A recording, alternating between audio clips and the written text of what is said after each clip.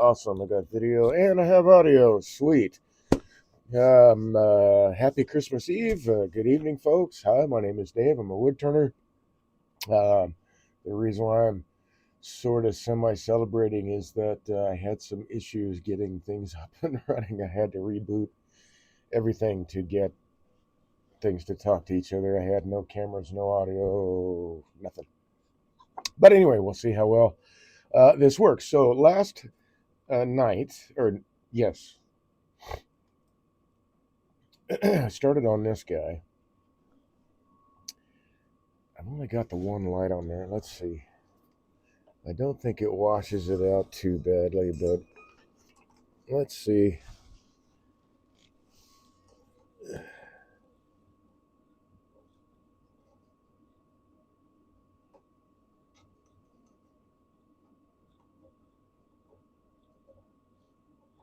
Come on.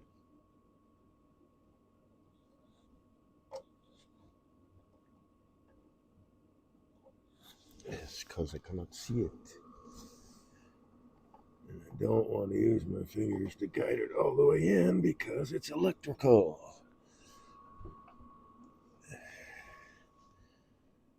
Does that help a little bit? A little bit. All right, so this is the actual lid part to the box. This is will be the onion ring. I just need to open that up, clean out the inside.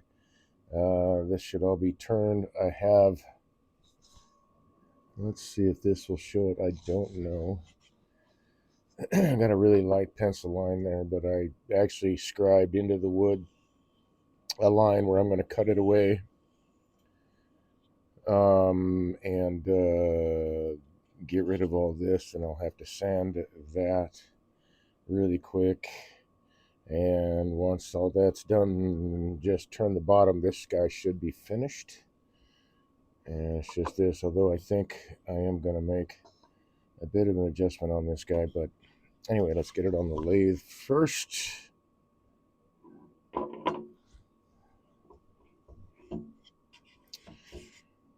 Getting close to the end of the year, I guess. Or, well, I don't know. The calendar year.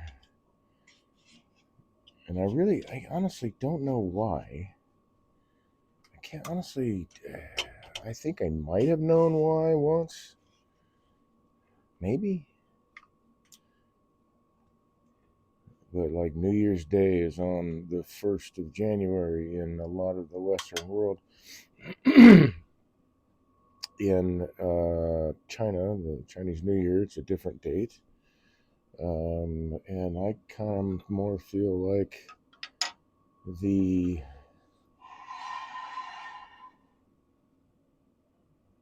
winter solstice is the start of the new year, where daylight hours start getting longer and there's a long, slow wake up.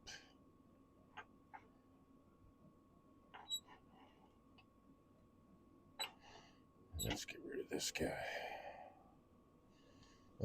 Glasses. And then, so like that. But anyway, not that I don't know. Growing up, it was always Thanksgiving, Easter, all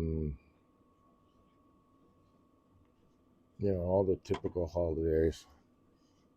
And when you're a kid, it's kind of cool, I guess. Especially the ones where you get candy. Let's double check this guy. Uh-oh, something's hitting. What's hitting? Oh, it's hitting right there. Can't have that. And it marked it up, of course, because this is knurled. That's just super awesome.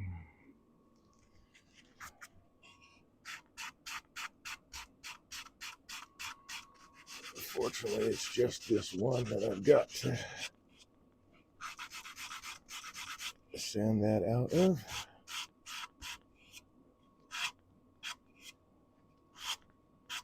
Oh, cool. It didn't. Oh, shoot. Nope. It's actually 3 of them.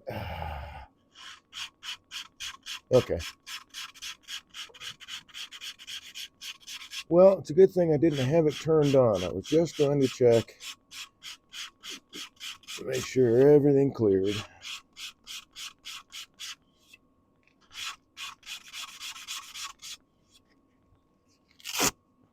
So clearly we have seen that it did not. But it's an easy fix, not a big deal. And it does actually, I was wondering if I was contemplating thinning these tips out a little bit more, and so this is the answer.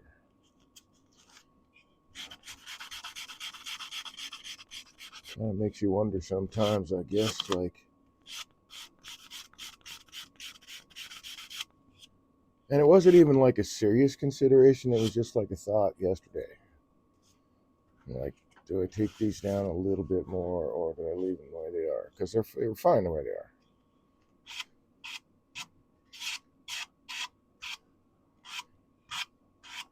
So did that set up a chain of events?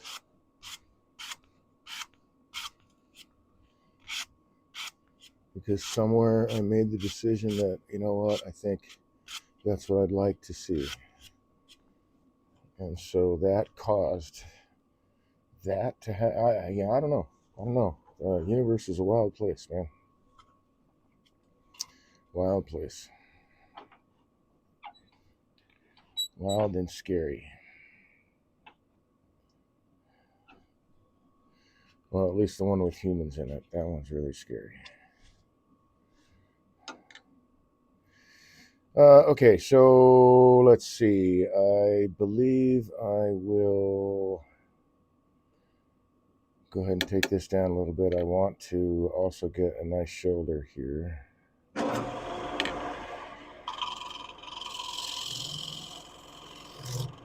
doesn't sound good.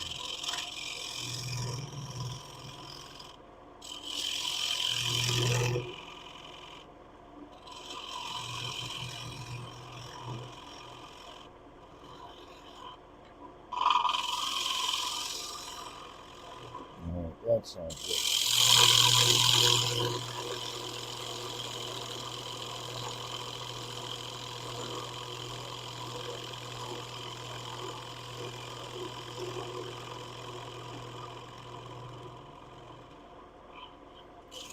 Interesting, going across the surface, it's making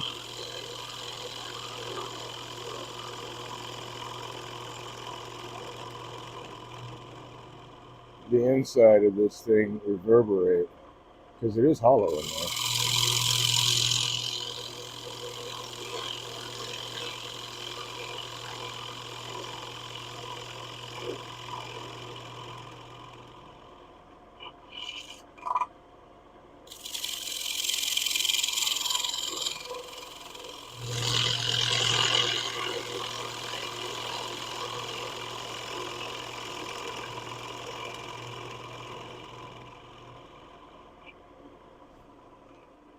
I think I got my shoulder on that cut. Let's see.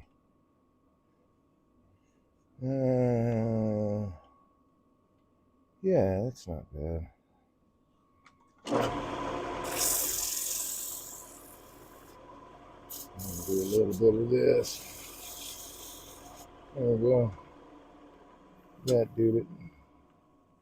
Oh, actually, not quite. Because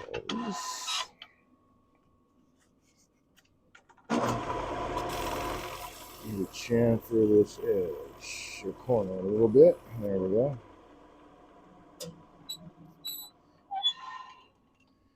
Now I need to make, or do I? Let me look at this again. So the way that goes, yeah, I think I want to take this.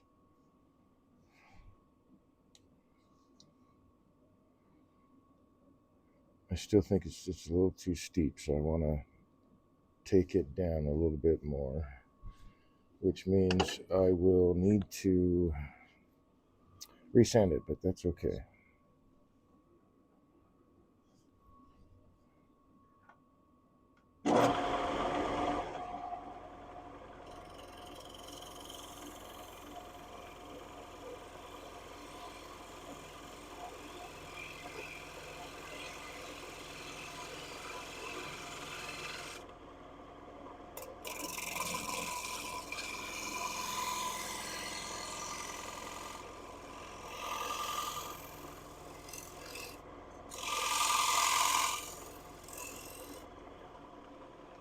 into the territory where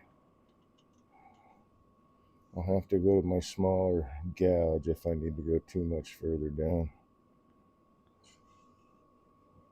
Okay, that's a nice graduation there, but what I'm more concerned about is this. Oh, actually, I think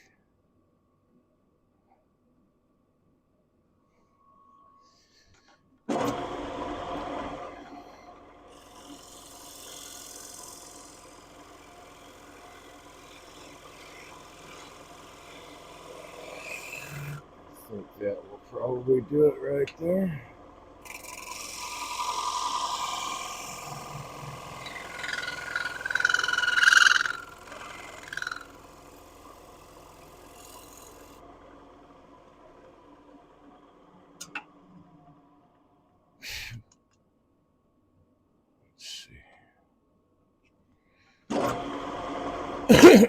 Excuse me.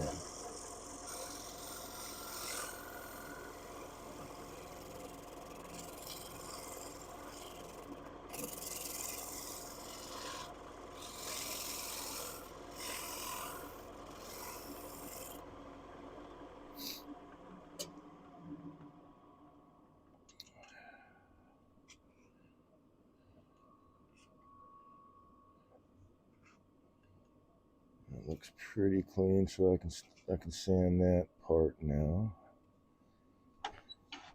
So let's do something about this guy. Whoops, gotta remember that wing's gonna want to come around. Okay.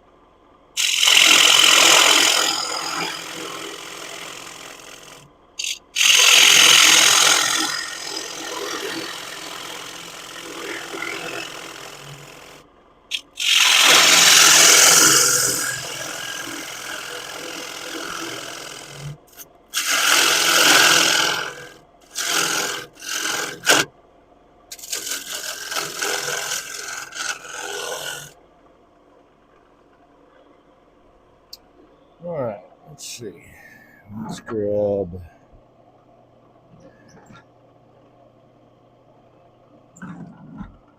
Maybe you're down here. Yep. Okay. Gotta raise this up a little bit.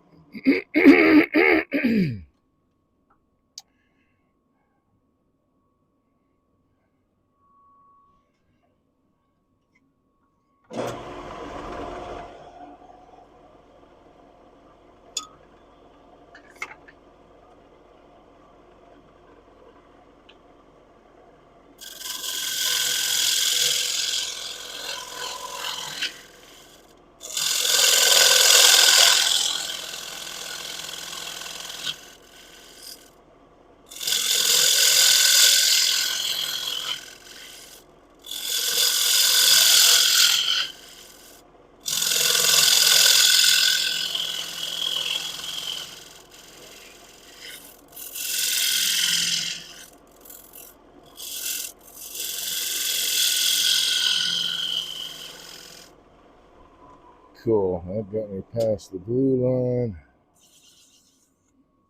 Let's do a just for fun parallel test. And we are not parallel, so I have to make that adjustment.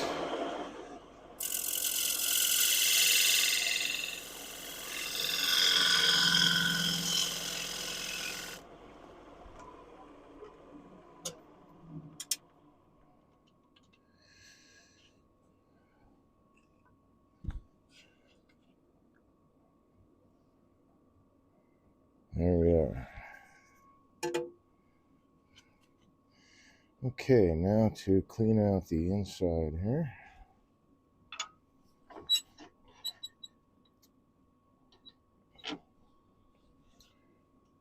All those wings will clear. All those wings will clear.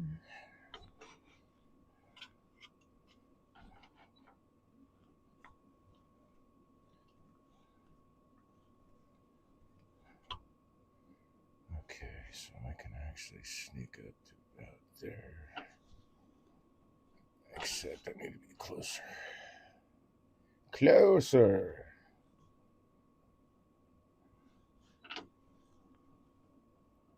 Oh, I met along the way. Okay. Put this guy away. I don't think that light will help me any. How about that?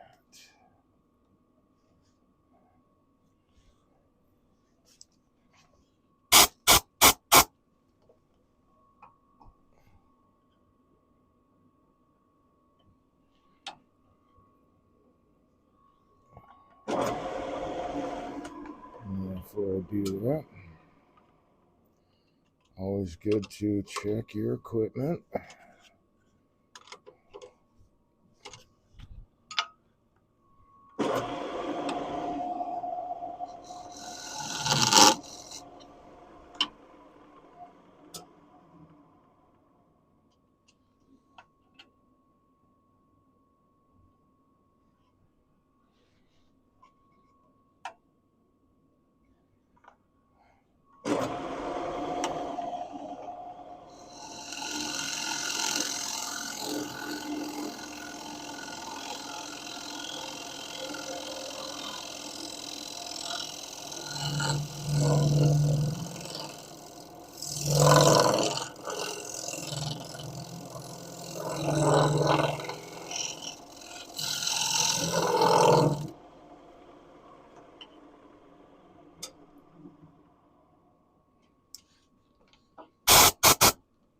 See how that looks.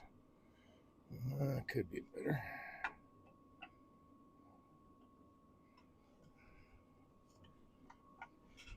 All clears. Okay.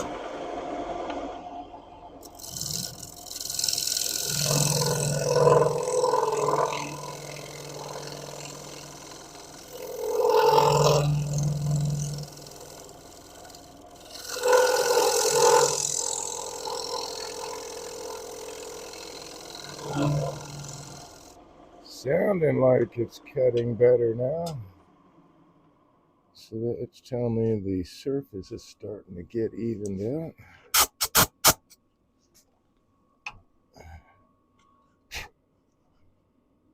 All right, I'll put a fresh burr on this guy, I think. Yep.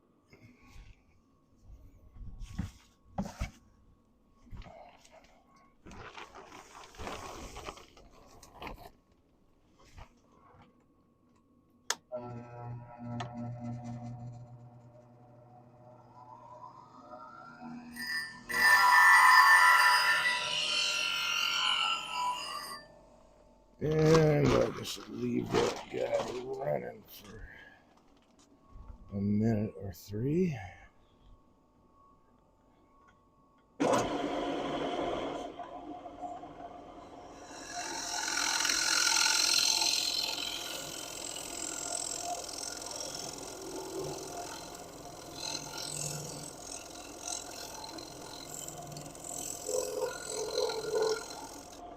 Oh, sounded much nicer now. That cut sounded really, really nice. So I'll just hit this bird one more time. I'll do a shear scrape.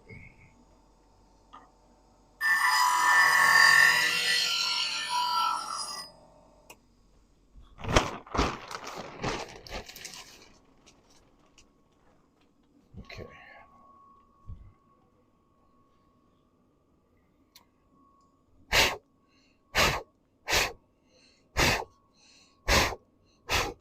Man, that's really clean as it is.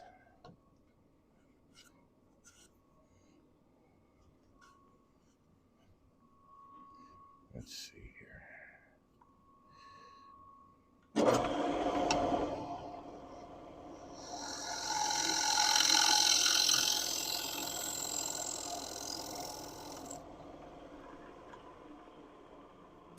I'll straighten out that bottom just a bit.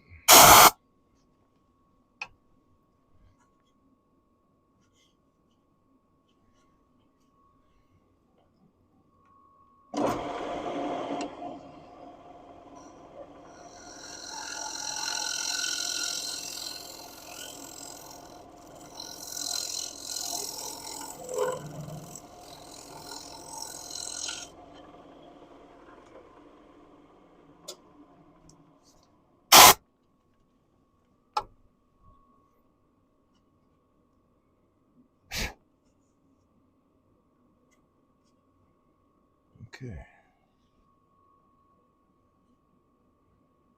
A little premature, but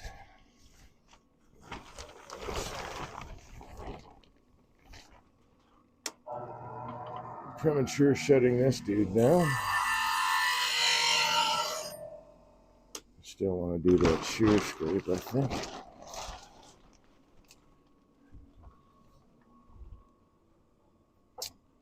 Let's get this out of the way for a moment and take a look. Well, I definitely got to hit the bottom again, but that needs to be straightened out. That clears.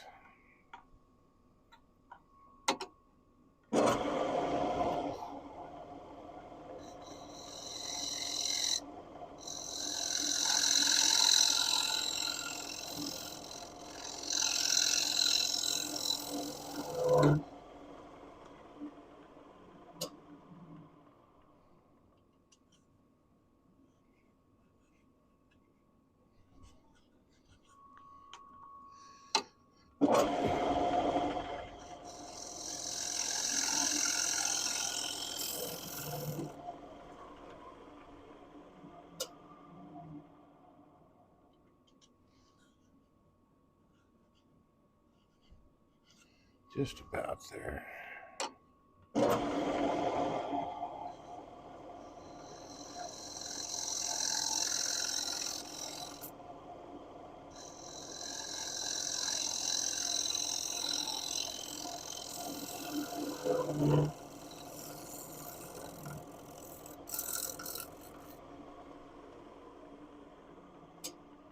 Chamfer that edge on the way out.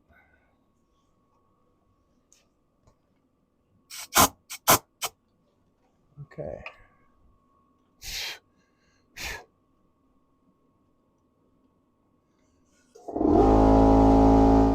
Yeah, I like the way that looks as it is, so I don't need to go any further.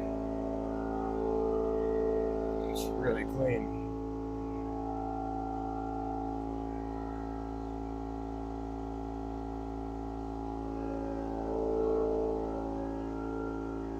I think it's still having a bit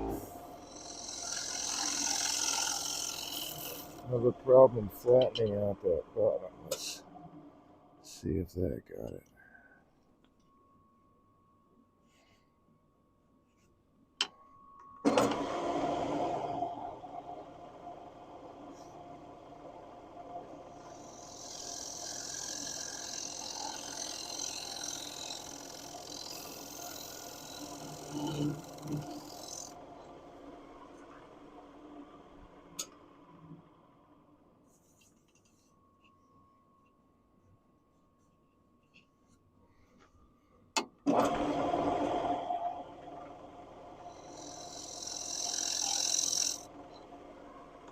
go.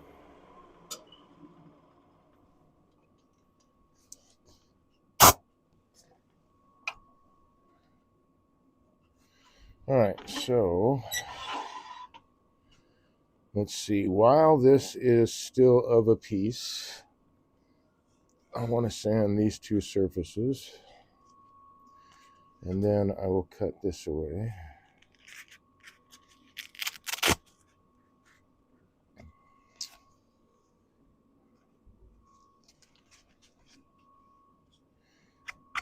Let's see, where's the mask? There it is. Time for the mask. So got my auto body saw, which is what I use for a lot of my speed cutting or whatever you want to call it, I guess. The auto body saw does cut through this stuff. It can't be super thick though, because it binds up, but on stuff like this, it goes really fast.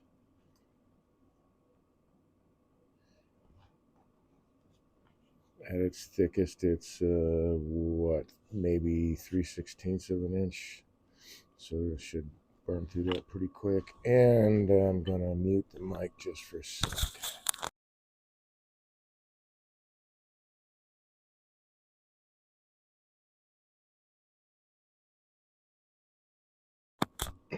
Temperature's dropping, so my nose is starting to run.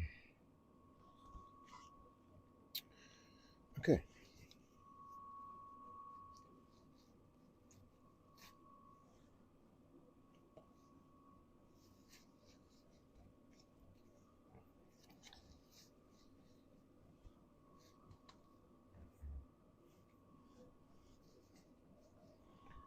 Okay, dokie. Let's move that aside. Need these back.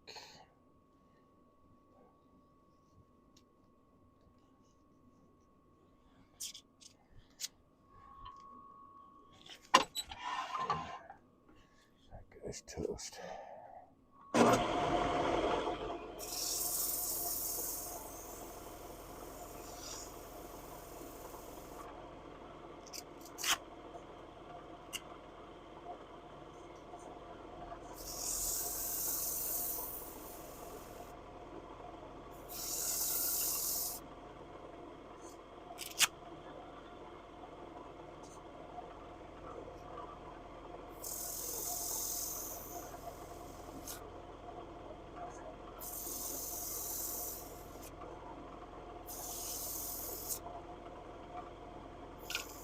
Oops.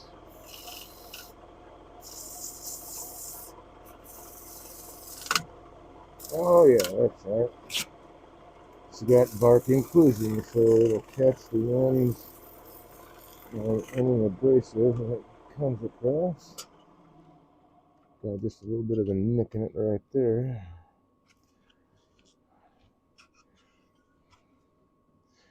Oh, and this is actually worm damage stuff too, so okay, let's see, how does that look? Well, let's blow it off and find out.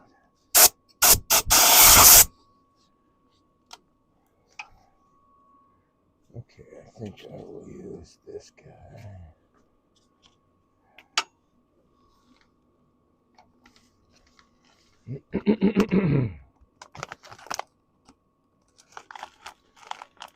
Come here.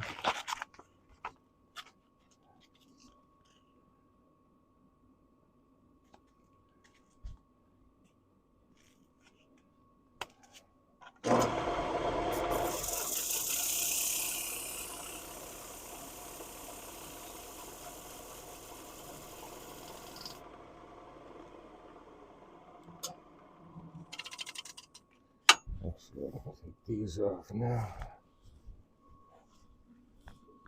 Okay.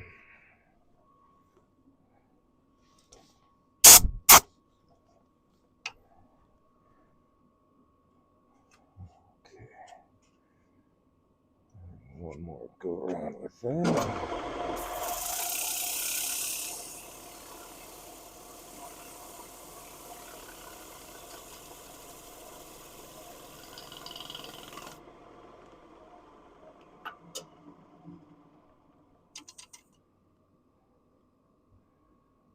Yeah. Okay, I can't tell if that's... Now I can. Couldn't tell if that was sawdust right down in there, but it's like right close to the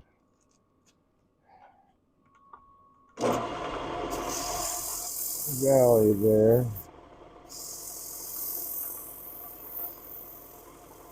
The Drex can't quite get there.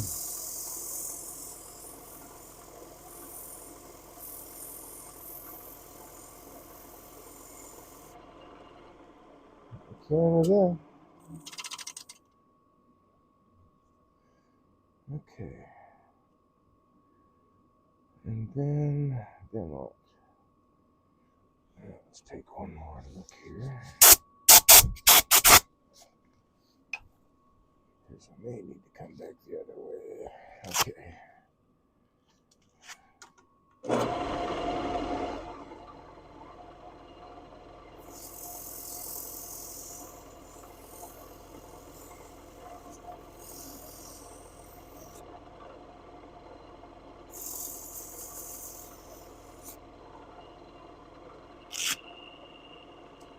These little holders are pretty awesome, man. I don't have to have my hands in the way.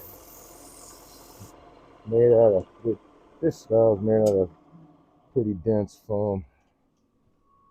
So if it bounces around, that's okay too, and it can take a beating and still be functional.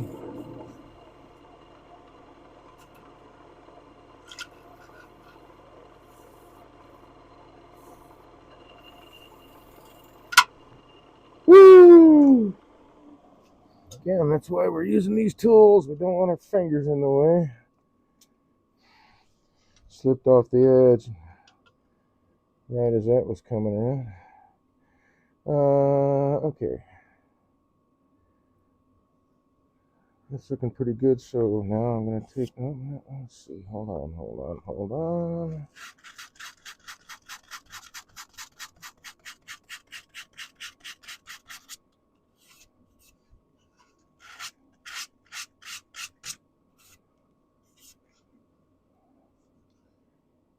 Okay, now I can hit it with 220.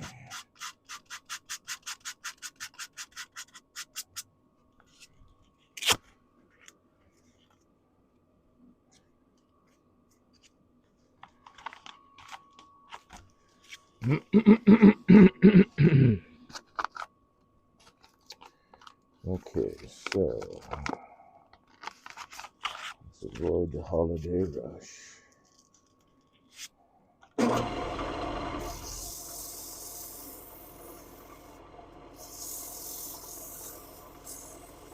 Get down in there first.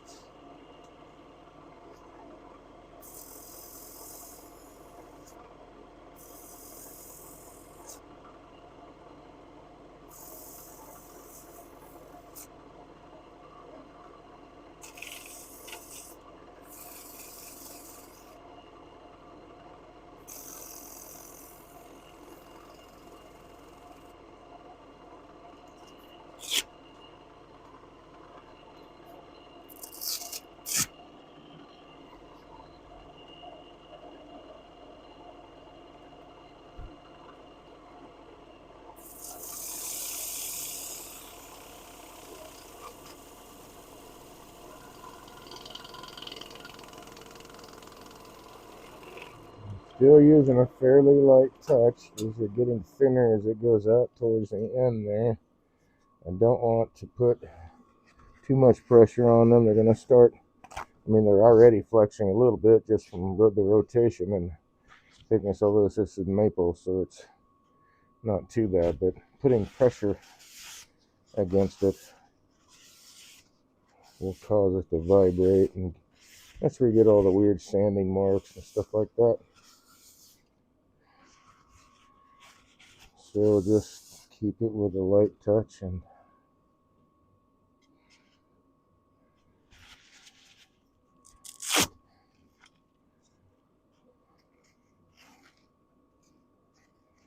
we shouldn't run into that problem.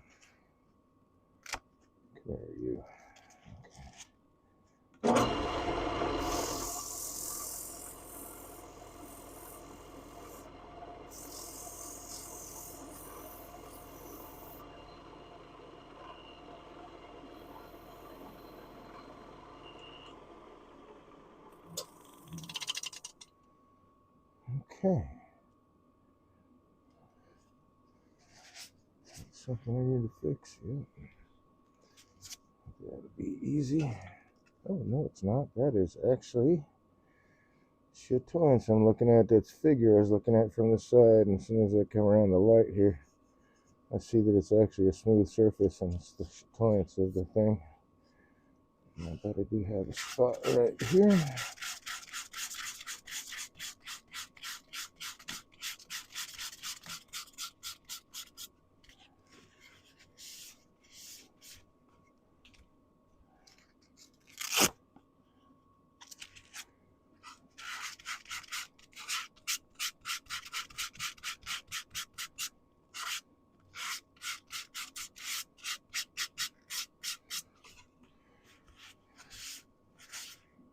I do occasionally wonder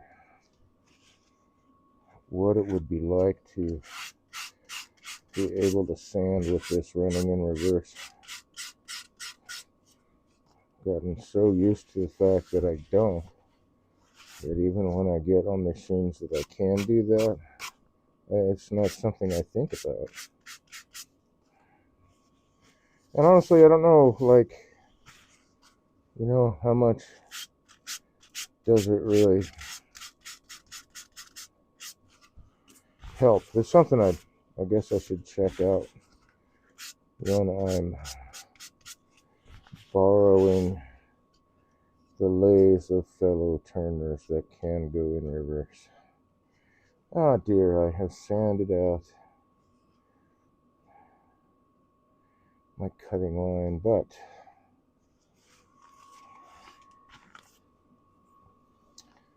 I think I can pick it right back up.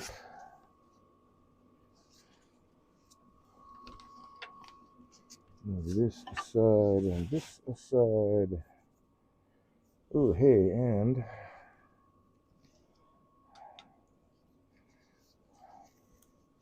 that was nice. There was actually not a lot of sanding, which is always a plus, but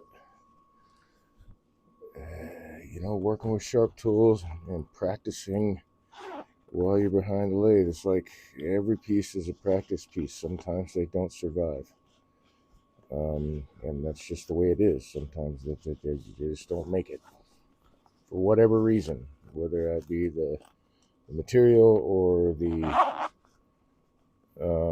loose nut behind the gouge.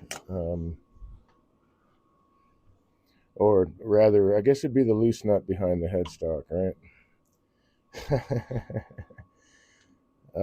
Still, it is practice is the key. That is the secret sauce.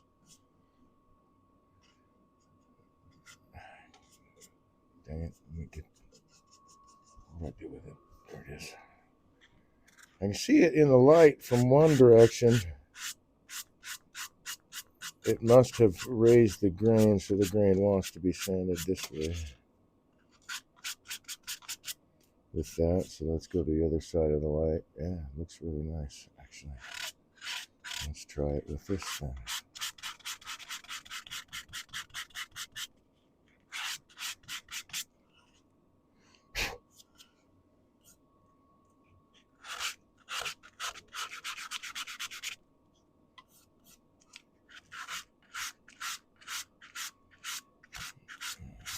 Grain support would be in this direction. And I'm getting like halos of light too in the area that I'm looking at. Certain spots, I'm getting halos of light from the shadows of different light in there, right on those spots until I rotate it around out of that shadow. And I can see.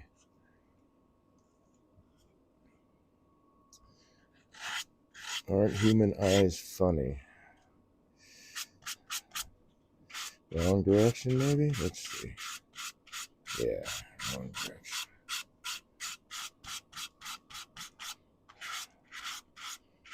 That cleaned up real nice.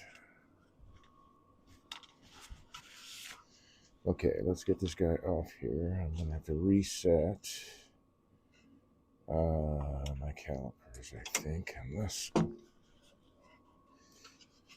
Well, I'm going to have to reset the calipers regardless. That's just a no-brainer. Because they're pretty much closed all the way down now, but I don't think I can see much of that line, and I cannot. I think I see a ghost of it there, a little bit of it there. So that's okay. I just need to scribe that line again. I didn't think I would actually sand that away.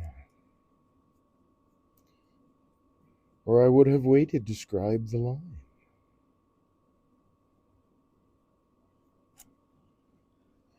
Because now I did it twice.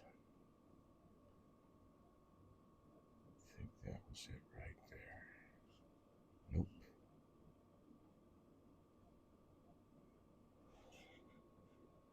I think that was it, maybe. Let's see where this comes out to here.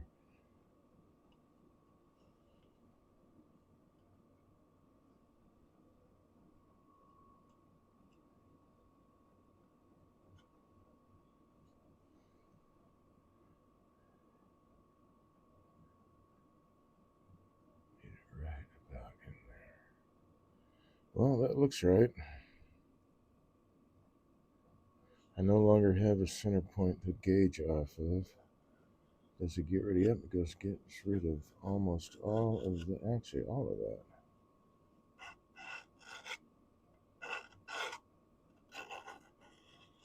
There we go.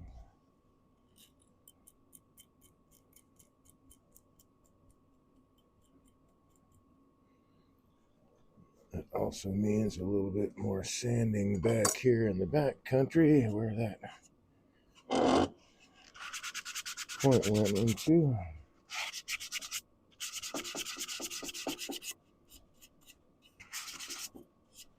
Oops, wrong direction of the grain. There we go.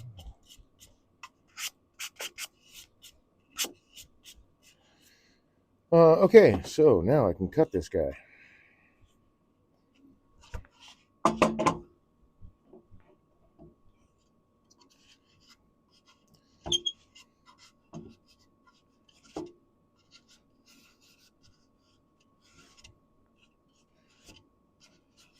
I just had this brilliant idea. I don't know if it'll work, but I'm going to try it. If it'll help, hey man, it'll be something I can use in the future. But this time, it'll be at least something new for me. I haven't tried this yet. I haven't seen it done anywhere else, at least not with this specific tool. So, we'll just kind of hybridize the idea for the specific tool I want to use. Alas, that is as low as it goes. All right. Let's see. Where's my line? So I would actually need to raise this dude up. Well, no, that should be right at the center right there. But I'm back from the center, so this needs to be down some. That's all right. I won't get to use this as much as I thought. But if I can keep this, yeah, maybe I can. I can just rest this at the right angle. So let's throw down some Air 2 oil for this guy. I haven't used this one in a while, so I definitely want to lube this one up.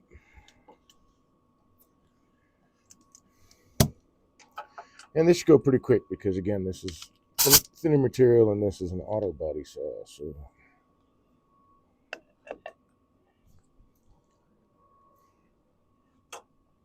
it works nice on slightly thicker stuff too. It just makes this stuff a super breeze because it's not that thick.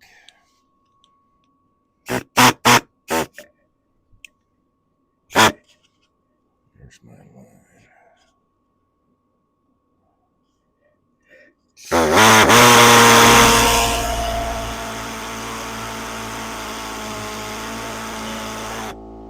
What might help me here? Let's see.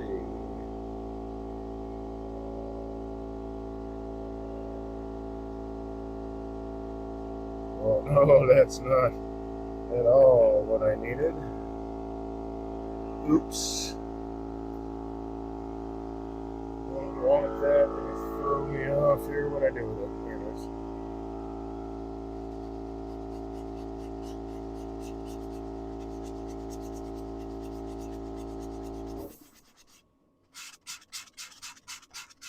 Get that pencil line off there. Okay.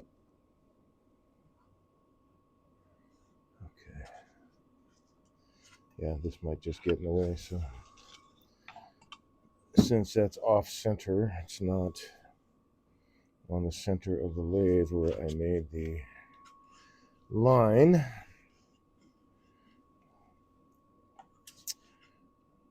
I'll just have to trace it out by hand.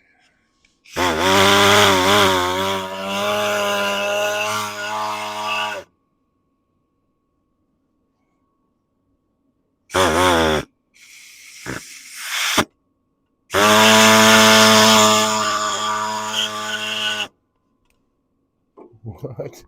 Oh, stop it.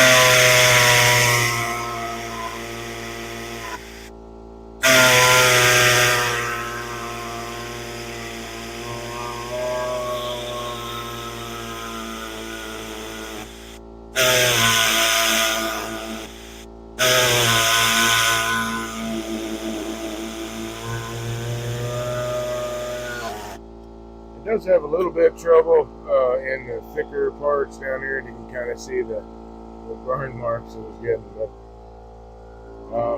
some of it also is the air pressure.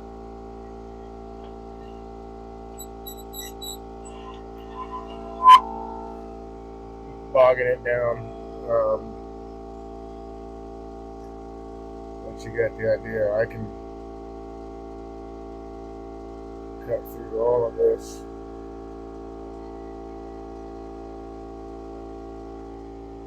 I wonder if I can really trace that line a little bit better so that at least I can see it. The lights are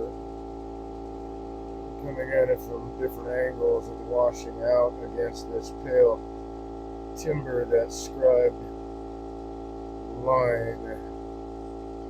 And the further I am away from it, the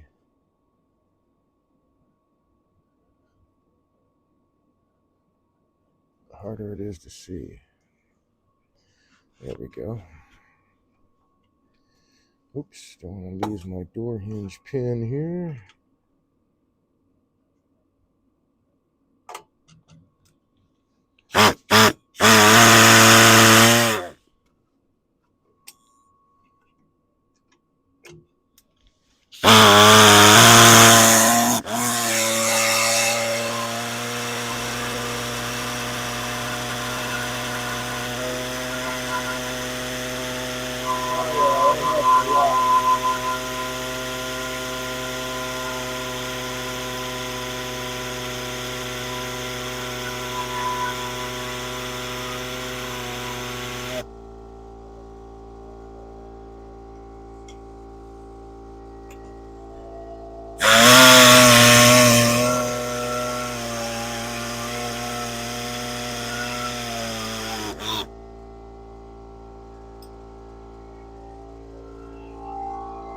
Okay.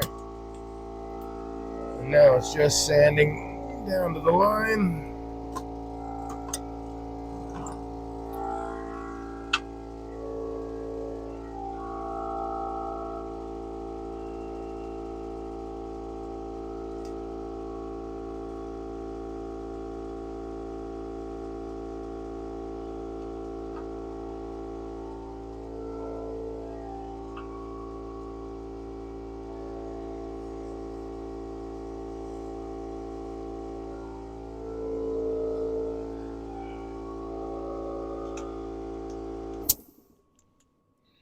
Trying to be really careful. I don't want to get oil on the wood.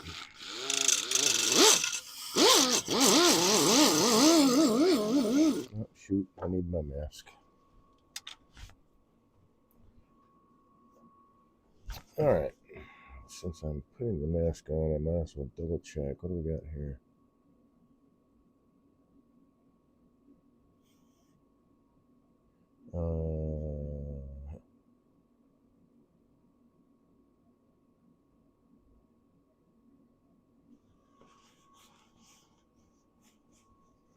Okay.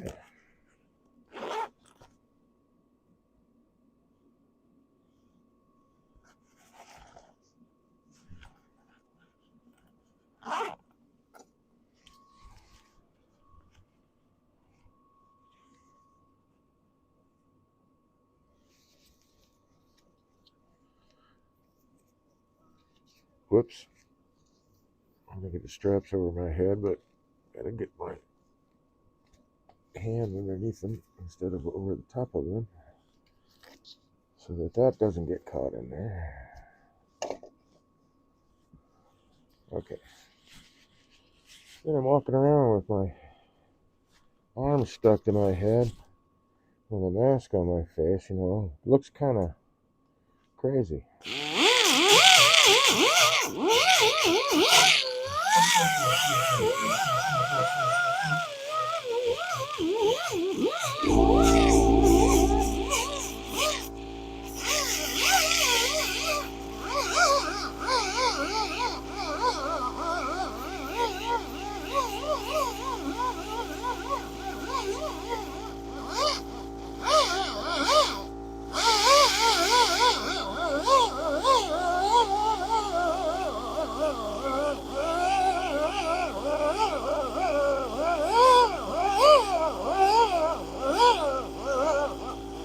Taking my time with these smaller discs.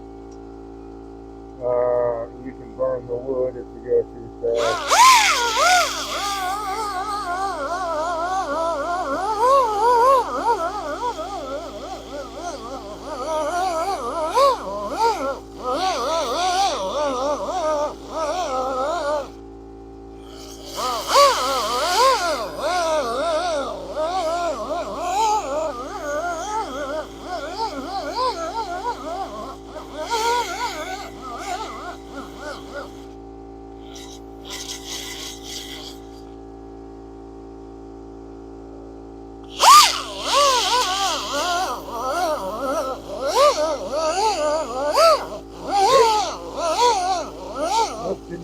Burn the wood a little bit. There you go. Sand it back off. I need this light match. Whoops. There we go. Now I got the light I need.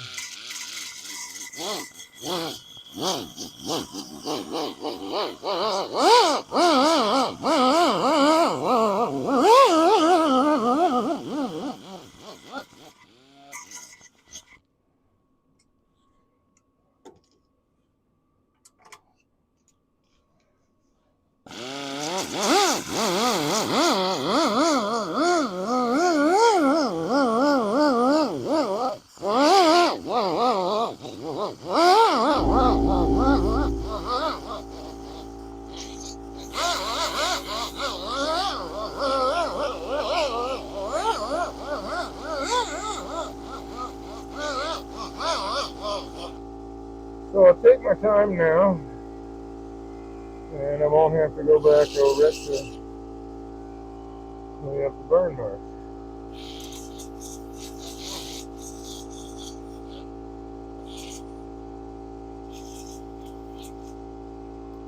Okay, I think that's it. Yeah. So switch over to the next one. Here we are. Whoops.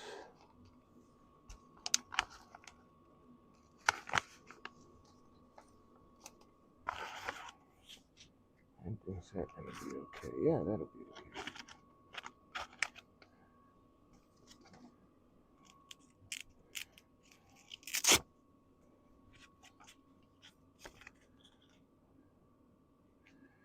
And hey, while I'm at it, this one could probably use a little bit of love too.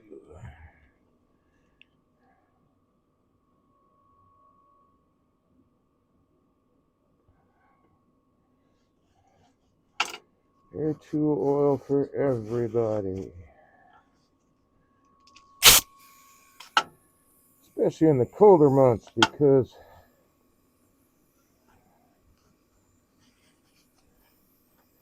condensation builds up.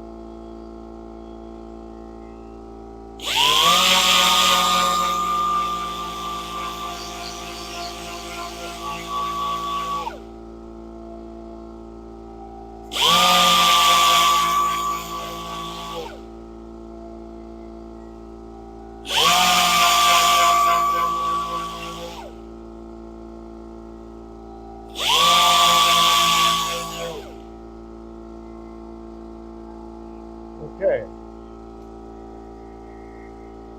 So what I wanted to do,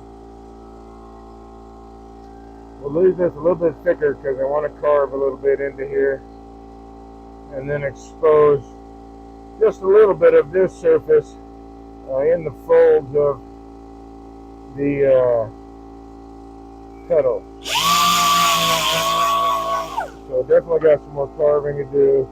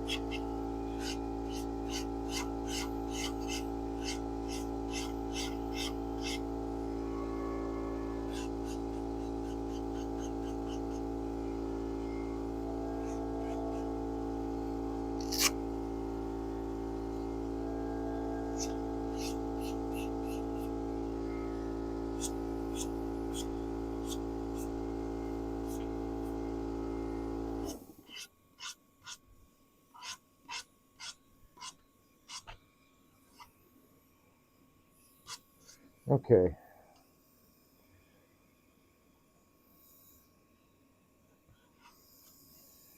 There we go here.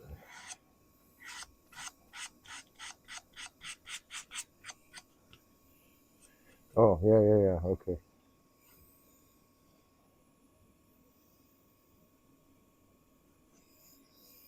Interesting. Bit of figure right there. So I have this now.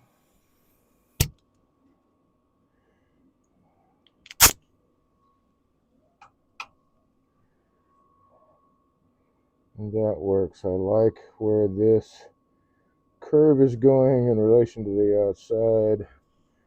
So now I need to match that. And I need to, this went a little bit oval. So on some parts, I can put it on, take it off, no trouble.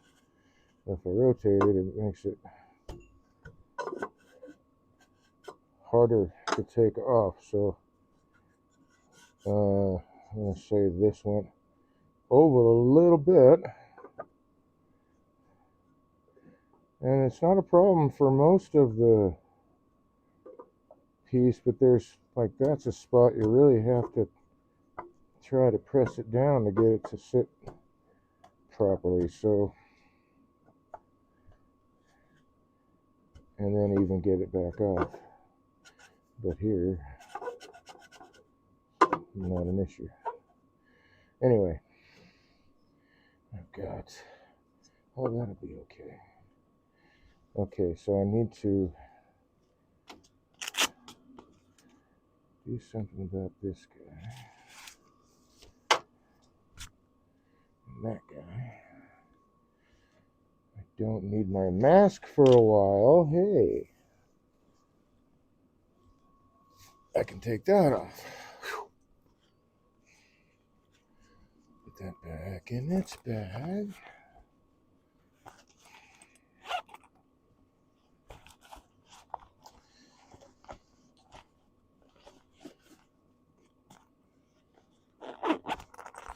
Okay. Uh-oh, time to...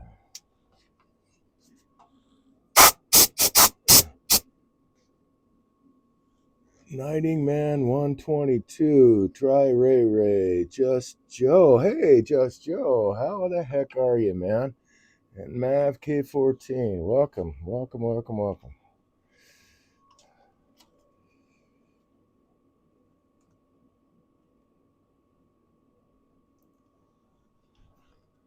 Happy, merry, jolly, whatever it is that you may celebrate.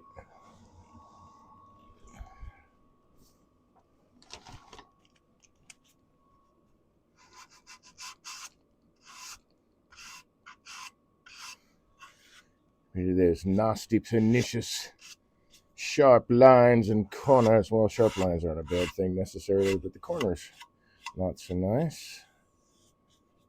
Okay.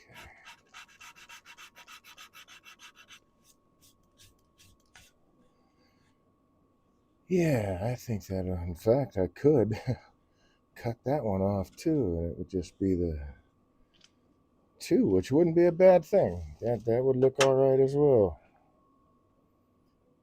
I think I will follow the grain, and we'll take this guy down.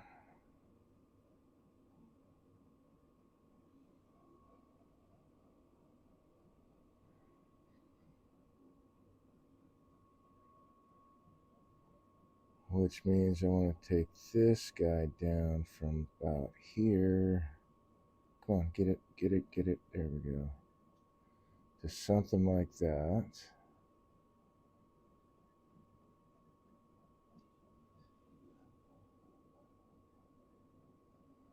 And then decide. And actually, I really do want to follow that grain. So that ring line will be the edge of that. I think that looked cool. Okay, so if I cut this away and then fold, I got to decide which one is going to be on top. Is it going to be folded over this way or folded over this way?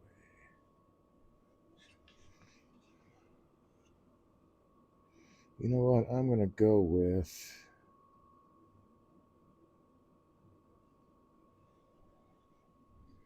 this guy, my grain line here being the deeper part or the upper part, and then this the lower. So that's going to be not terrible amount of material to carve away, but that's going to be some material to carve away. Let's see. So then I could bring that in, fold it in that way. Cut that down lower, so this is a separate higher line, I think. Or I can just leave it the way it is, because that don't look too shabby neither. Although, in this case, if I am going to leave it the way it is, I want to take this line completely out.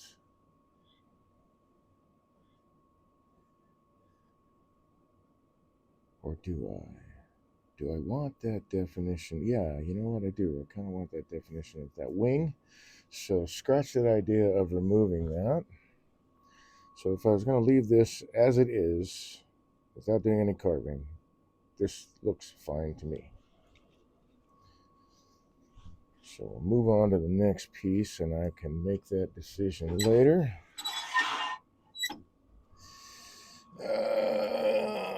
Eeny, meeny, miny, mo. Oh my goodness, where'd you go? There you are.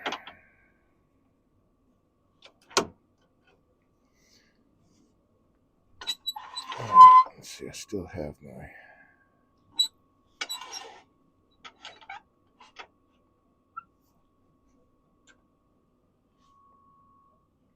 So I have to keep in mind I'm going inside the radius or diameter, yeah, the radius of where these are turning through.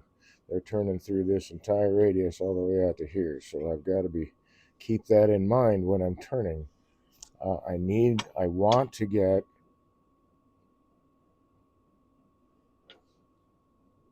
tool support.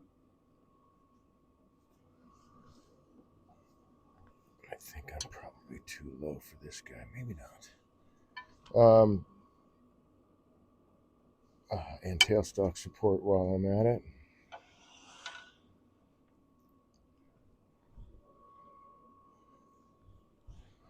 Oh, and while I'm also thinking about it, let's take a look at this grain again. I want to line, yeah, that's right, it was getting thinner over there. So that looks close. If I move that, how about there? Or is that the wrong side? Why, yes, that is the wrong side, Dave.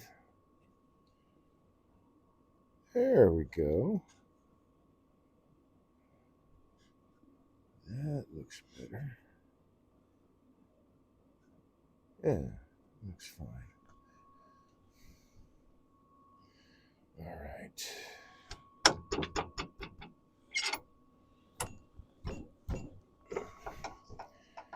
Tailstock support, where I can get it,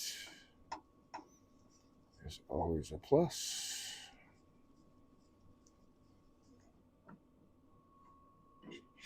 So everything's going to clear. So I'm going to follow that curve then into the lid.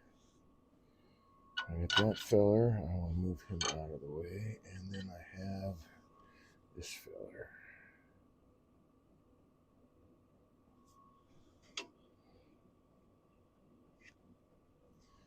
Light. Let's get that right up higher.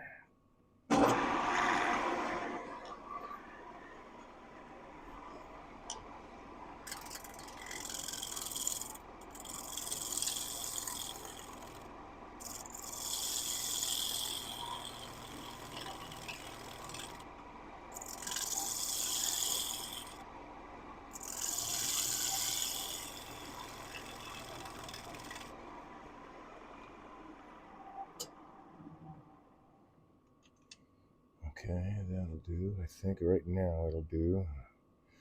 It's not a great cut, but right now it'll do. And then get that to flour out now.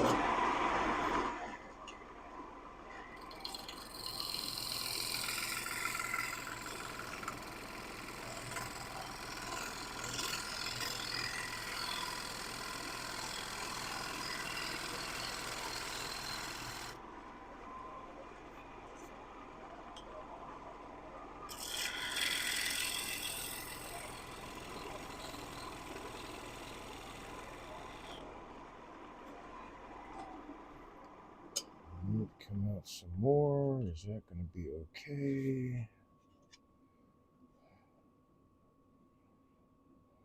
I think it's not going to be okay.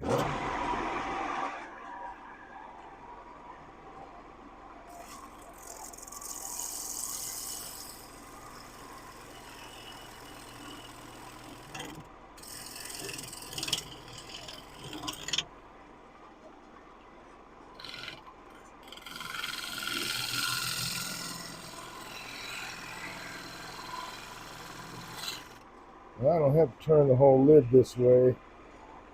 I'm trying to make sure I'm matching that curve there on the inside with this guy. And right now I'm kind of not. Ooh, that's close. That is too close. So let me try.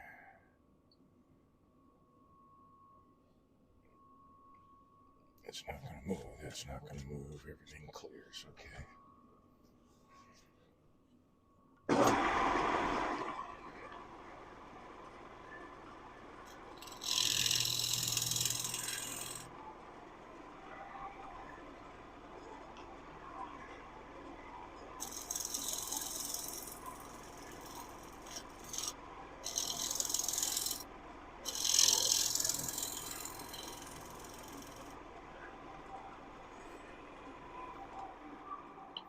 Once you clean that up pretty well.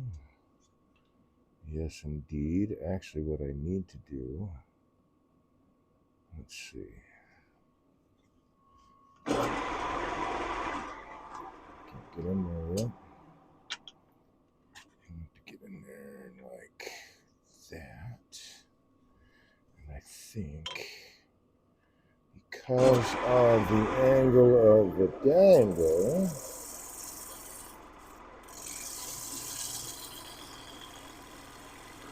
I can get the curve on it.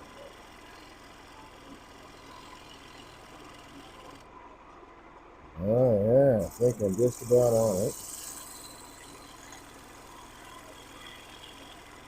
Again, I'm really paying attention to those wings where my hand is in relation to that stuff spinning around because I'm on the inside of that.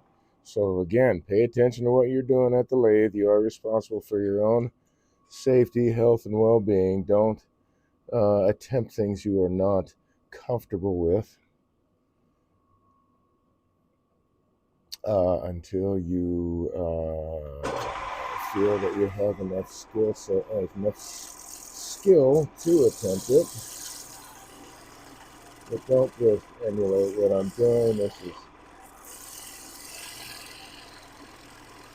the result of a lot of practice.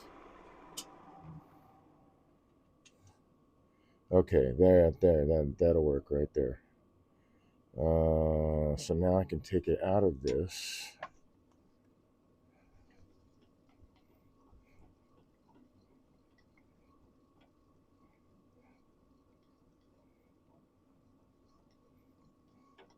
All the way out, in fact.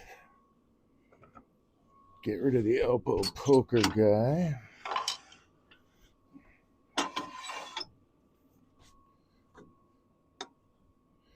I don't need to take this out of the chuck yet, so I won't. So I don't have any possible issues of getting it set in the chuck properly again.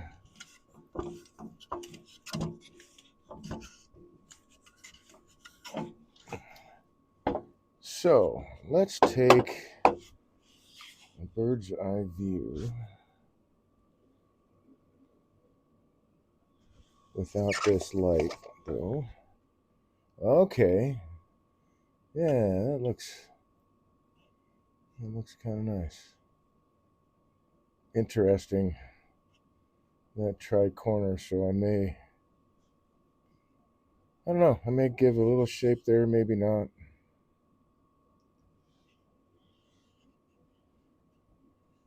But now I can turn this guy without all of this swinging around, threatening to spank my fingers or whatever else I put in the way. Not as much fun as it sounds, and boy, does it not sound fun.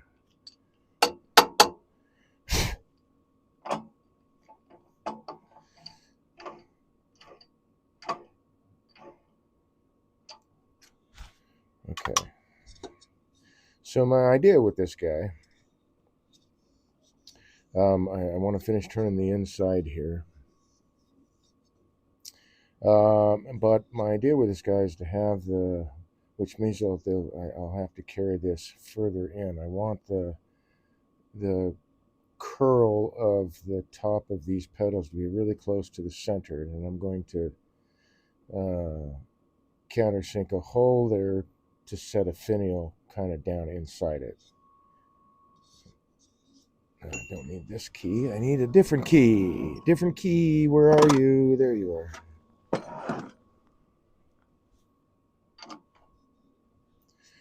And of course I neglected to mark this, but I can tell where the jaw marks were, so let's bring this light back. So at least I know where to start when I'm placing it and testing to see if it's running true. You know what? I'm going to call that good.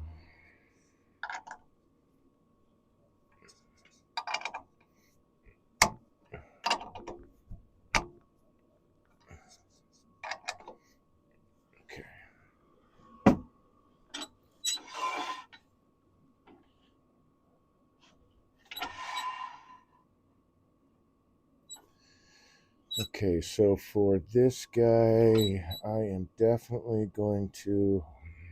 Oh, I can use the larger chuck, so this will work out well. Let me grab two other tools really quick. Again, I'm not a fan of using an expansion hole. There are times when it works out really nicely, but things have to line up really well. Number one, this is burlwood. It's got all these bark inclusions, so I'm really kind of hesitant to do this, but this would be the best way that I can hold on to this piece to finish the top. So I'm going to set this. I've got a thick wall here, and I want to keep that wall thickness so that the pressure outward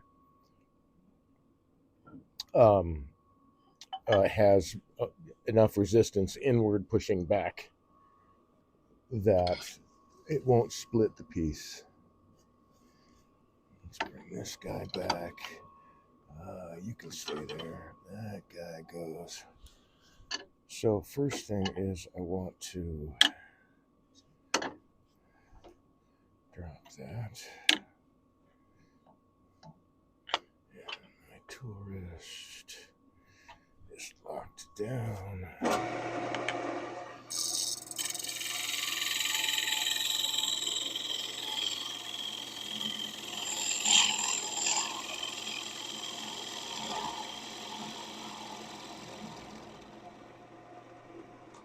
Just kind of dome it a little bit.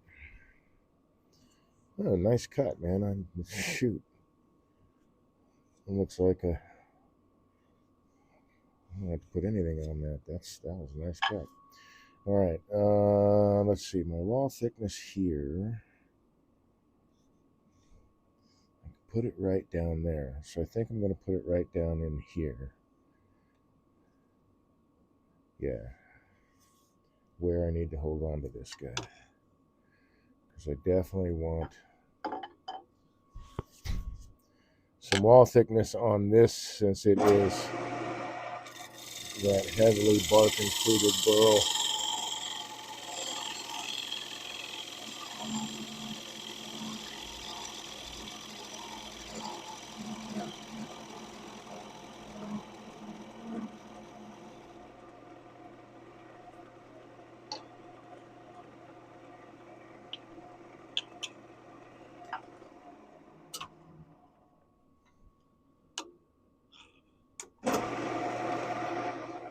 I'll put it right in here.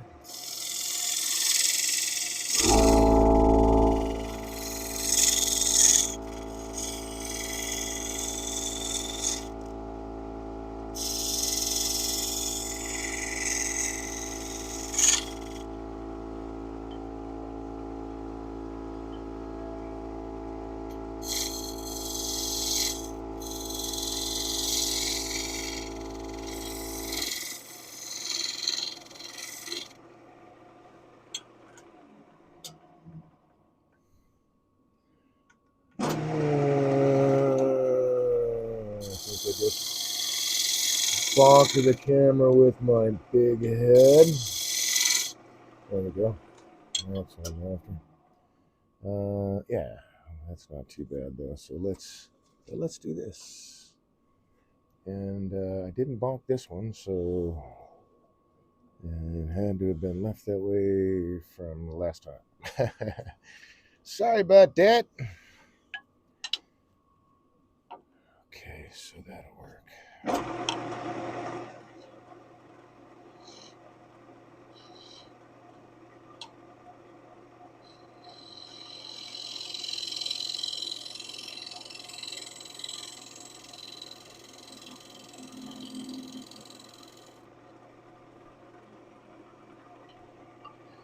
And then with my smaller guy,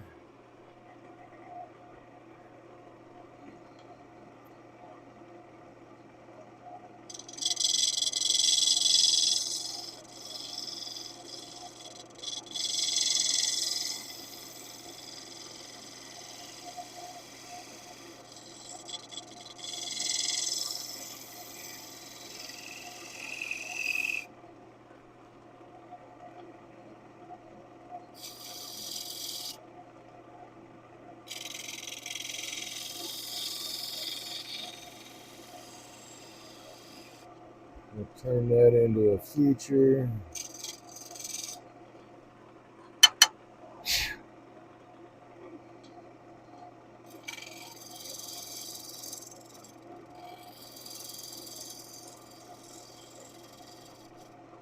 Super fine. I mean, you like duck down, I guess. That's really, really fine. Really, really light touch. I think, oh yeah, I want to do a little bit of shear scraping right here.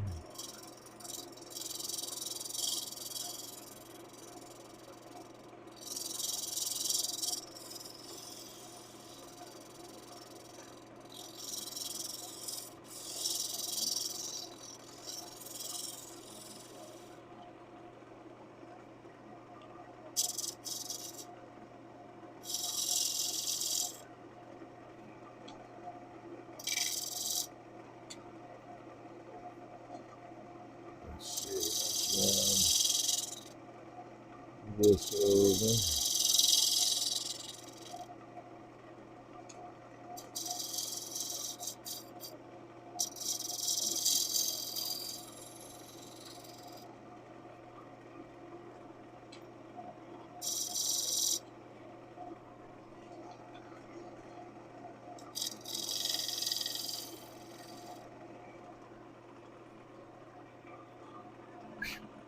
All right.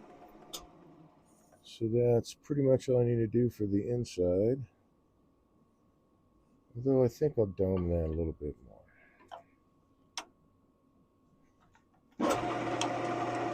Got all kinds of material to play with.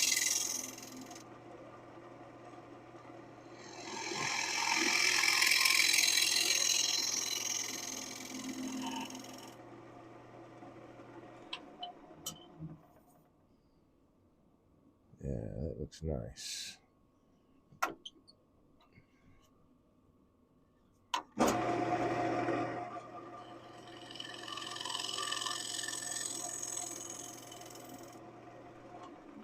A little bit of shear scraping there.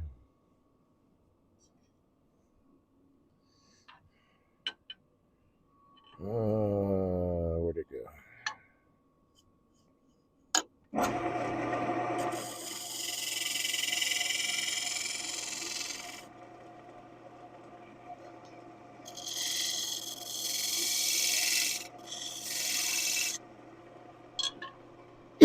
Excuse me. Okay, now to flip this guy around. Inside's all done. Except for that, I think I can clean that up a little bit better. Let's go with this guy.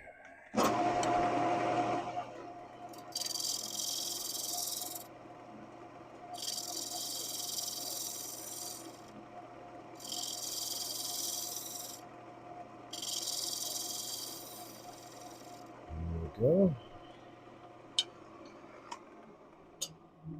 Maybe if I glue enough of this together, make a. Oh, it's wrong color, of course, but I guess it wouldn't matter. Being an older guy, they would assume I dyed it maybe, or oh, I don't know. Anyway, get enough of that and glue it all together, make a mat, and make a toupee. Ah, nah, nah. All right, let's see. Key.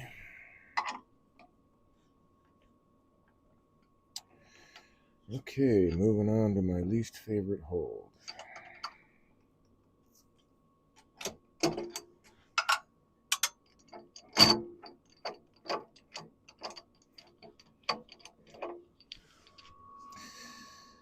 Although in this case, let's see, I could take that out now.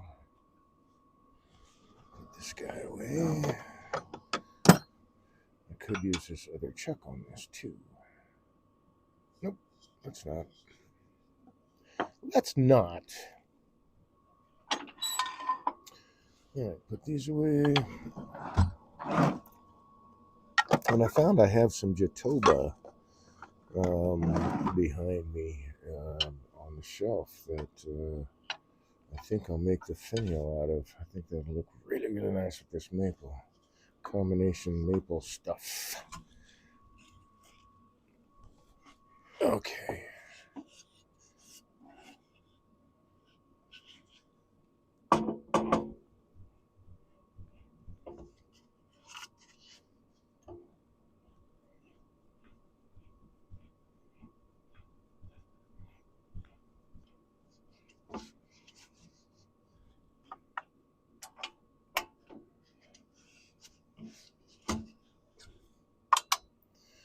Okay. Number 2. So I did actually mark this, right? No, not this guy. So I'll mark it just in case I've got to put. I did have a mark on it, but I had to change it because it squirted out of the lathe. I'm surprised at how light this maple really is. It's really, really light. Very cool. All right, someplace that it won't get battered, bruised, and broken. Right there. That'll work. Can I pull it off? Of course not. Of course not.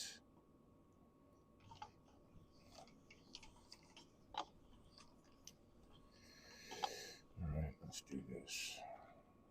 I think let's do this. I don't know.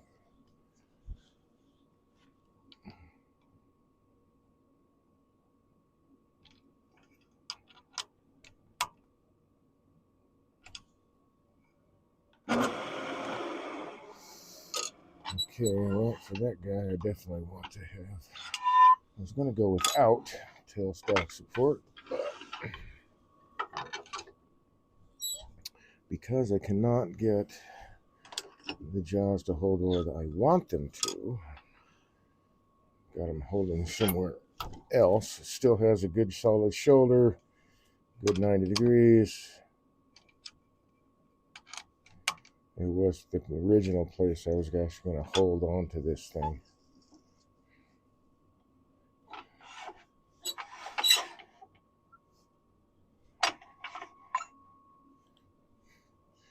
Okay, now, since I have, where is it? Down here. Been using this spindle gouge. I want to go, I'm going to go touch up the edge of this dude. And I think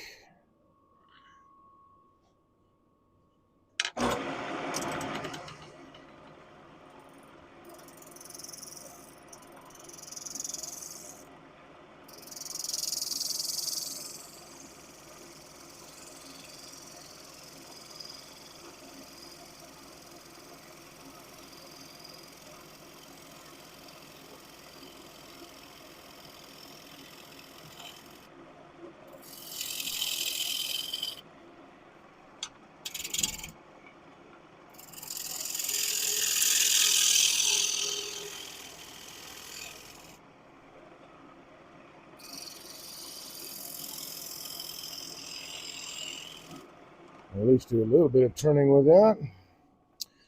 Okay, and clean. Oh yeah, much nicer service. Yeah, I got some splits in here, and some of that is from the bar conclusions, and some of it not.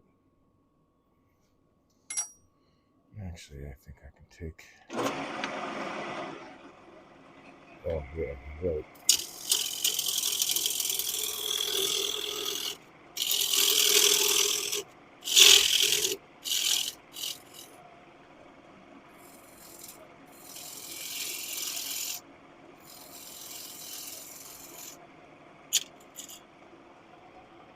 All right, time to dress up the edge on this spindle gouge lights. Let's get the handle for it.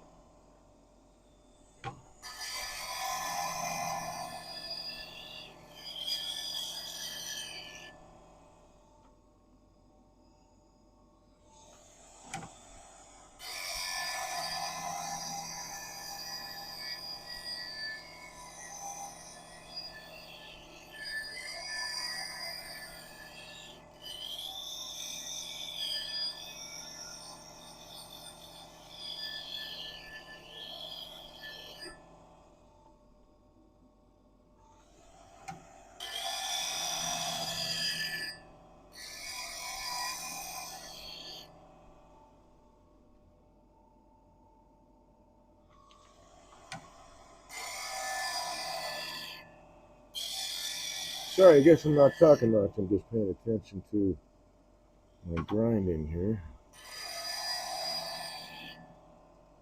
Just about got it.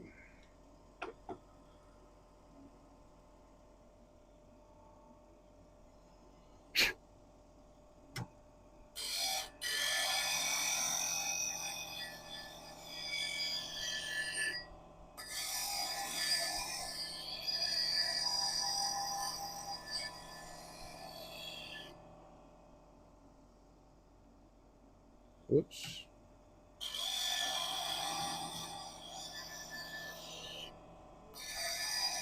Made my nose just a little bit too pointed there.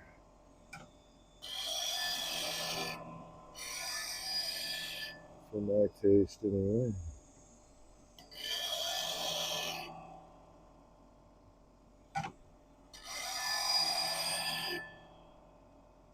Gotta get it right down. Oh, I think that did it. Almost. Right down to where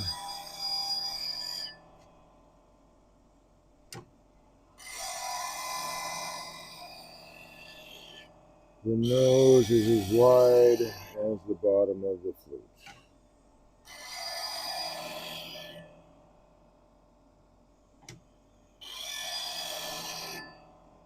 It gives me the most control with the cut, and in my opinion, the best cut I can get. Looks about right.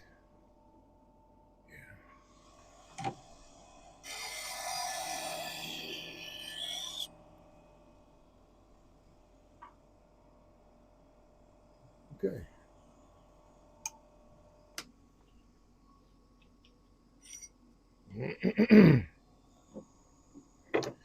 Since I need to use this dude, I might as well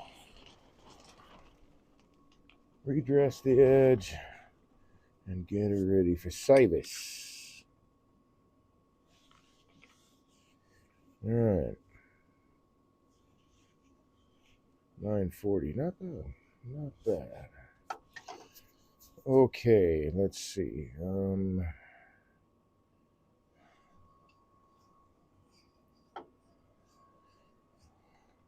I mean, I can sand that.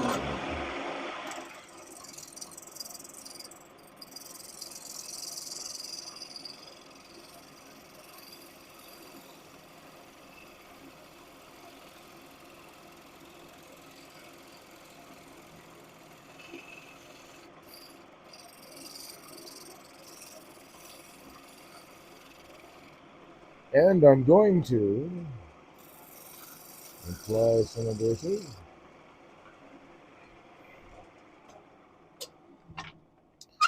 Okay, so if I drill a 3/16, or not 3/16, 3/4 inch hole there, let's get the fixture to do that.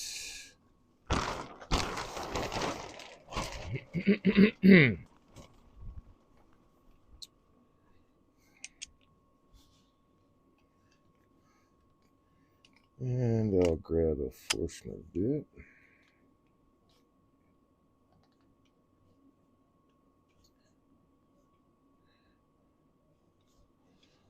And I think that will help me to gauge how to shape this flowery part, or bulb part. What am I going after? The Forstner bits. That's what I'm going after. Maybe remove a few shavings from the tool drawer. Okay, 3/4. Or do I want 7/8? 7/8.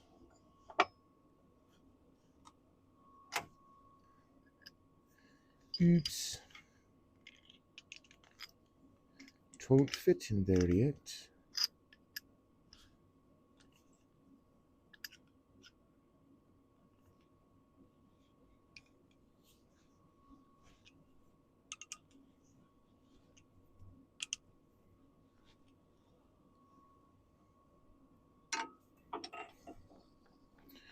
Okay.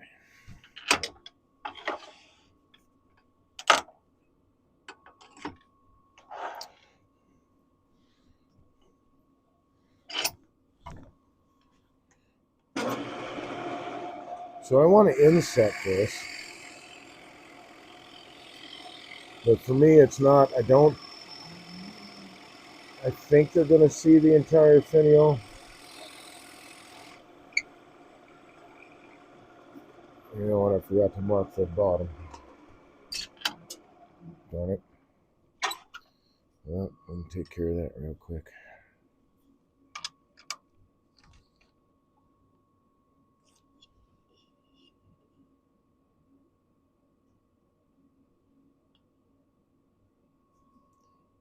Turns out that's it right there. Oops, put that away. There we go.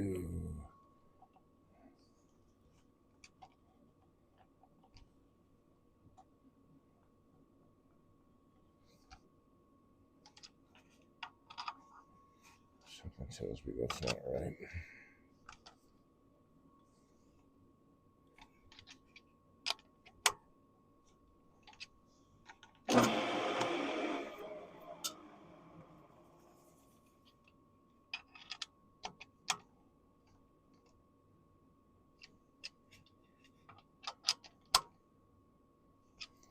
Okay. So I can actually go deeper if I want to. I've got that much to play with. A whole inch, you say? Well, I'll just go 3/4 then. So another 1/4 of an inch.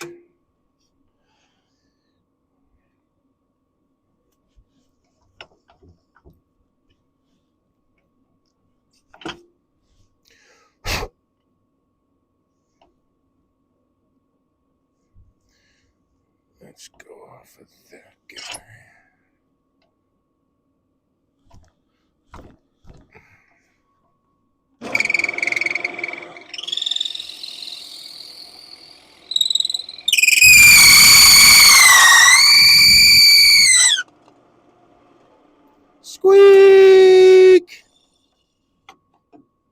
squeaking going on there.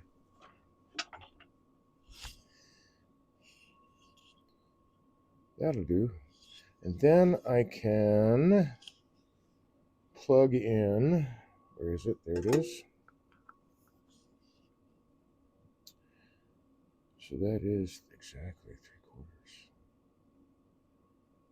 And then I can plug in my 1/4-inch drill bit for the tenon.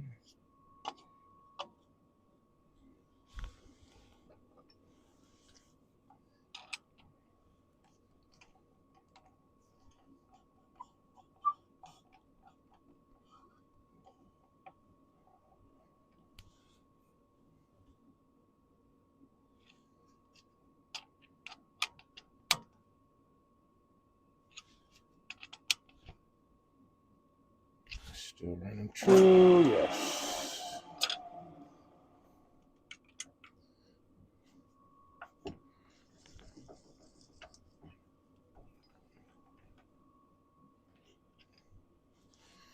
Okay, move that guy out of the way. Something is blocking me here. Which is, I need the 1/4-inch drill bit. For that will be the size of my tenon. Oops, wrong direction. Wrong way, Feldman. Nope, that was the correct direction.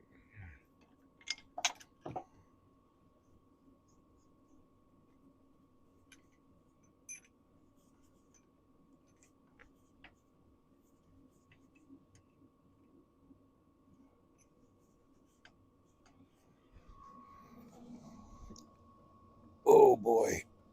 Whoa. Wow, feeling kind of stiff. Okie dokie, smoky. There we go. Alright, so I want that down in the bottom.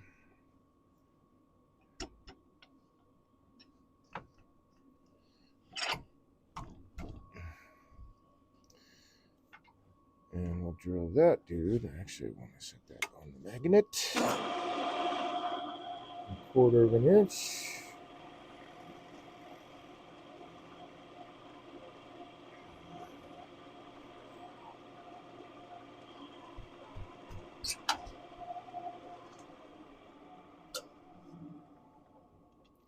Butamus. And part of that finial will be hidden anyway. Okay, I'll leave that guy there. Put these two away. Away with you.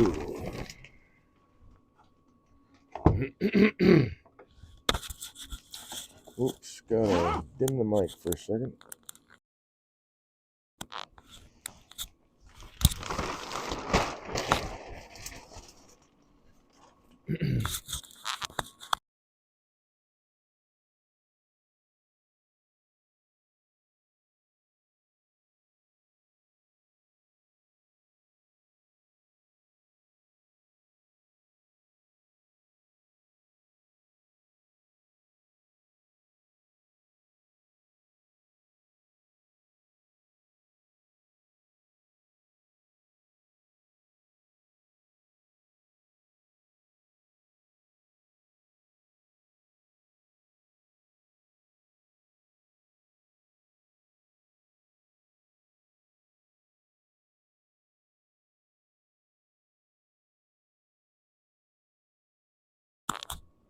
Alrighty then, let's put this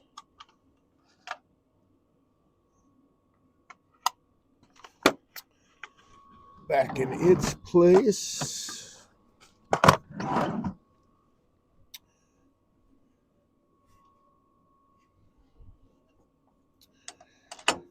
And should I need it, I will still have tailstock support.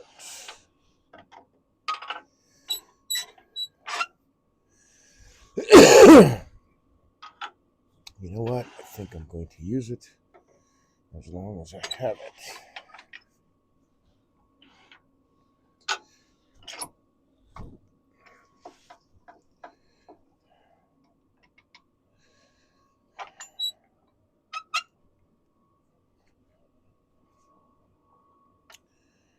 All right, let's see. I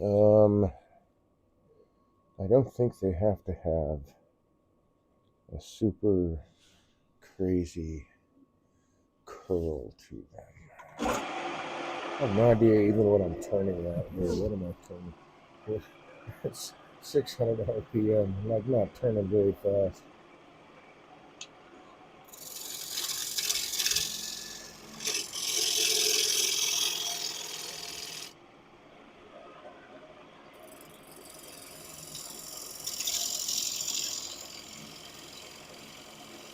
Don't always need to turn fast.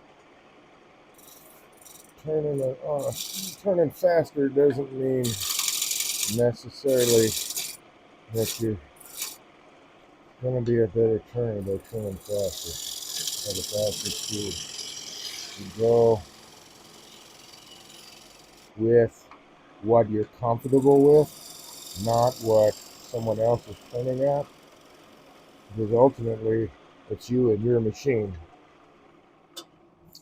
That's a nice curve. I can do a little bit better with that. And I will.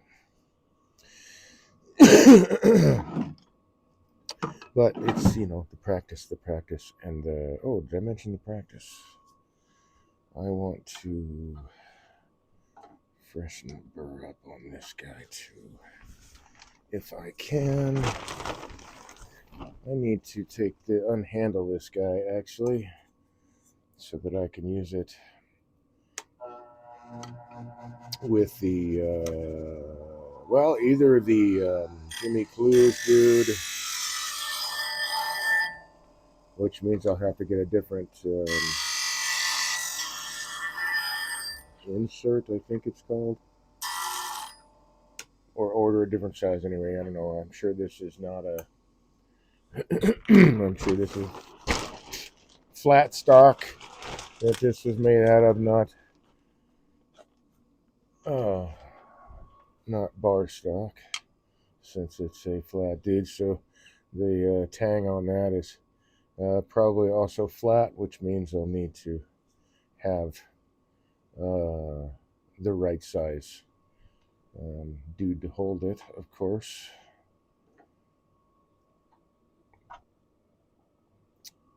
And I'm not sure on either of them. This is not a advertisement or a marketing discussion or anything like that, because I don't get paid by these people. It's just things I'm thinking about. I don't know, because with the robust,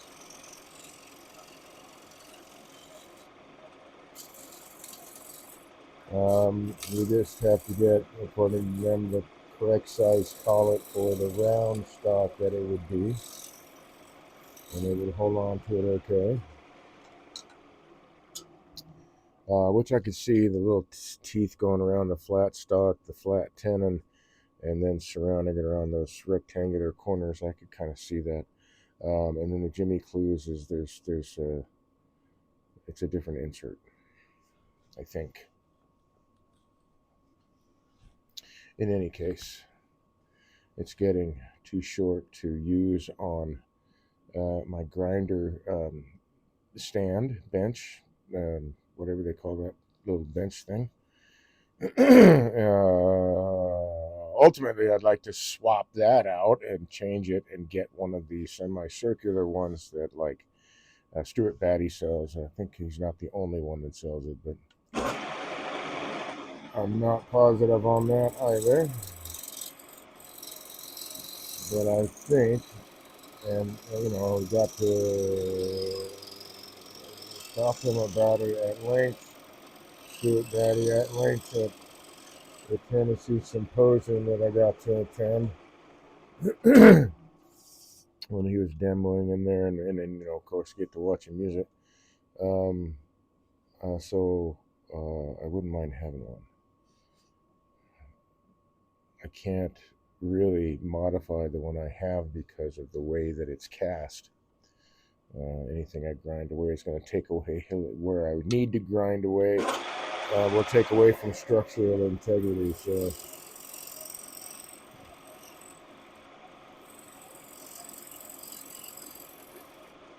And of course, they're not, I don't think they're thinking about wood turners per se when they're designing those things necessarily.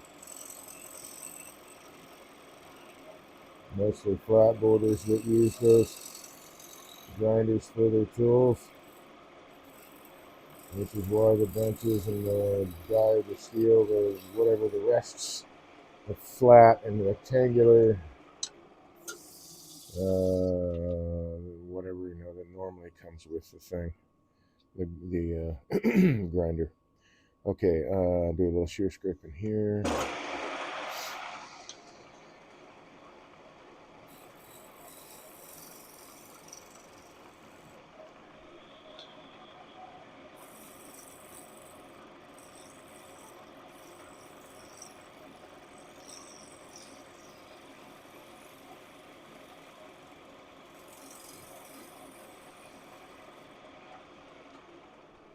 I think that took care of it. Yeah, and then sanding will take care of that little bit. Okay, cool. Wow, that's some interesting color in here. Nice. So I think this is where, let's see, I wonder if I can actually open that up even more. I think I'm going to give it a shot. So let's do this.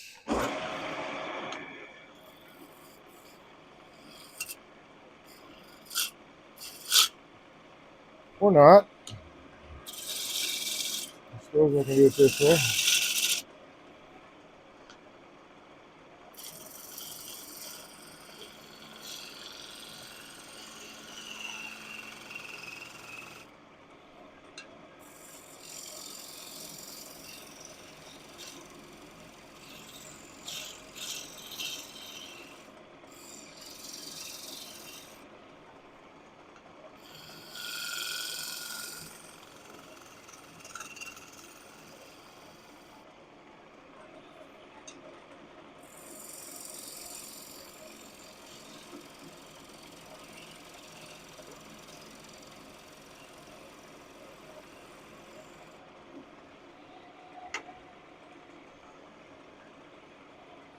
Oh.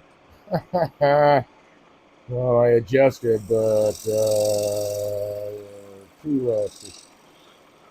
too high to higher than where I normally cut for the spindle gouge. What I have it now is where I would normally use a scraper.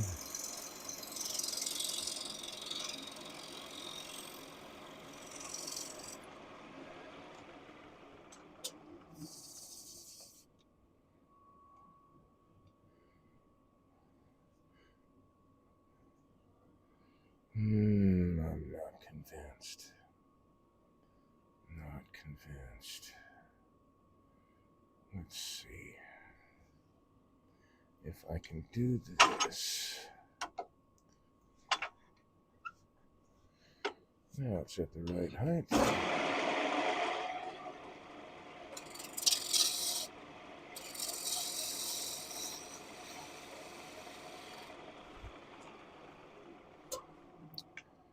So if I tuck that in that far, and actually I don't need to tuck it in that far either.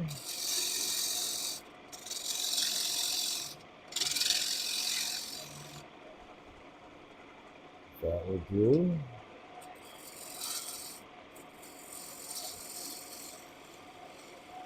That would do.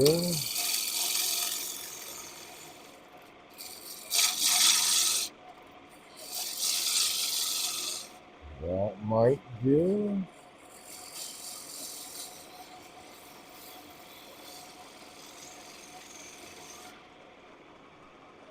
Might do. Yeah, that might be okay.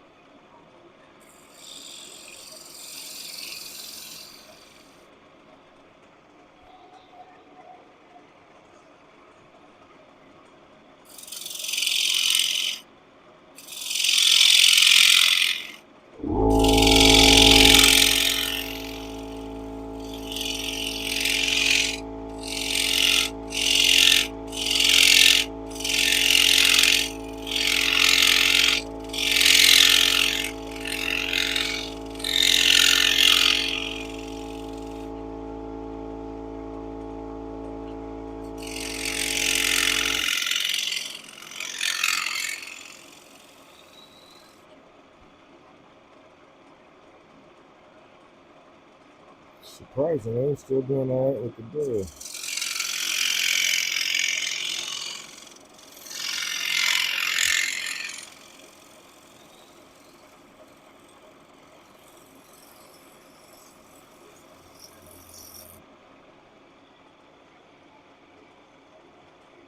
Well, time to redo it here in just a second. Yeah, I think I'll take it in some more. Let's round this over there.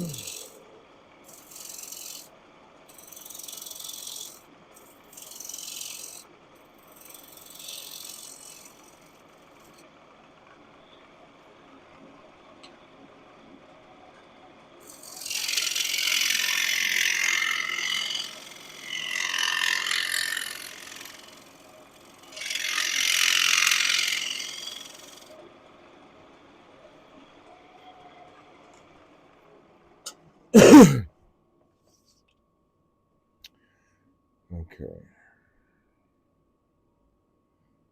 Alright, go regress the burr on this guy really quick. Clean up that. That's really nice, but I want to avoid sanding at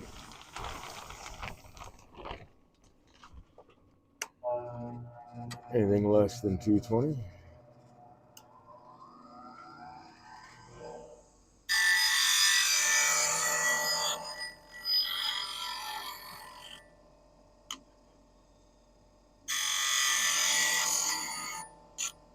Oh, that's what got me last time. Okay.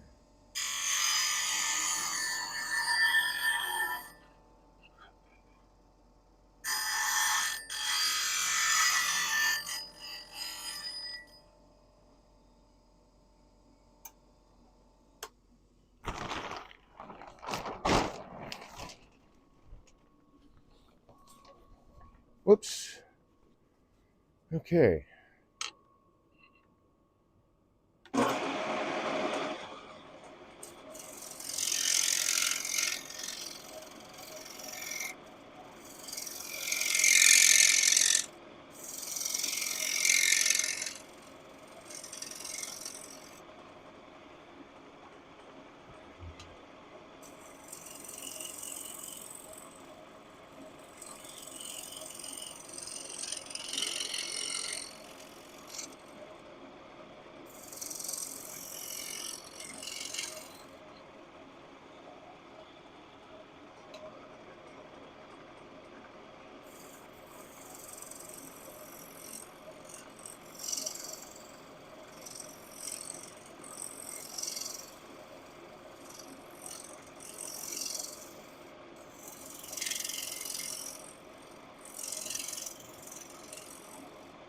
There we go.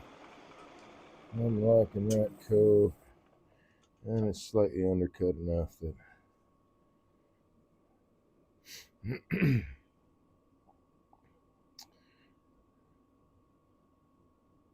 it'll look fine.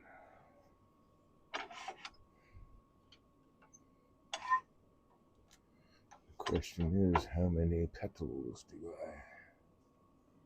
carve it into?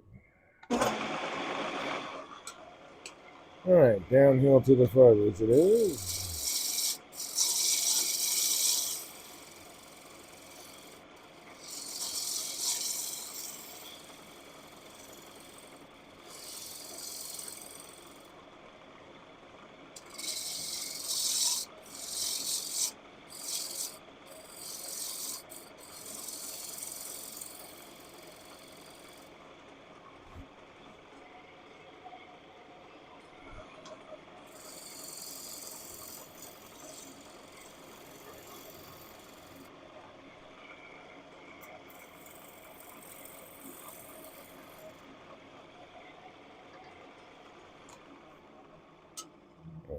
Let's take a look-see here.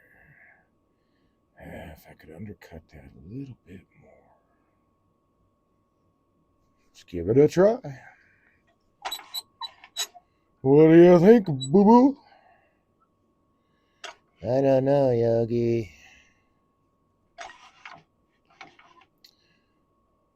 I don't either, so let's find out.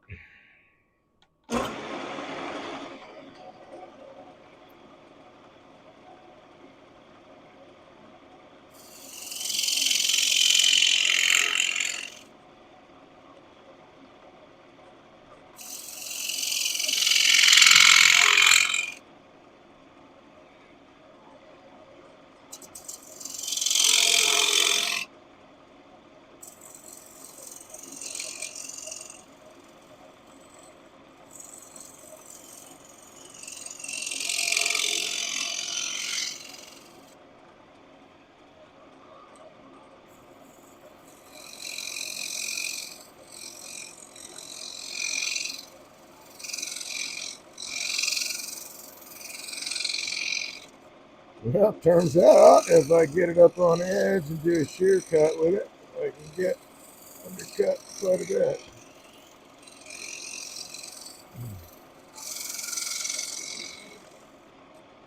And have a clean cut. That's pretty cool, man. Very, very cool.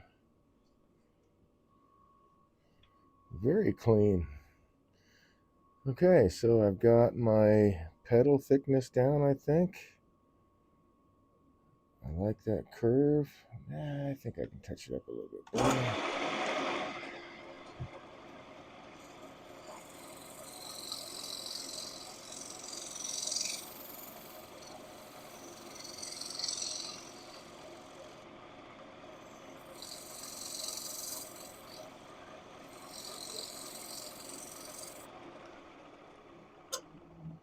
Really, really fine shavings. Yeah, that works for me. I think that's nicely undercut. Really, really nice finish off the tool.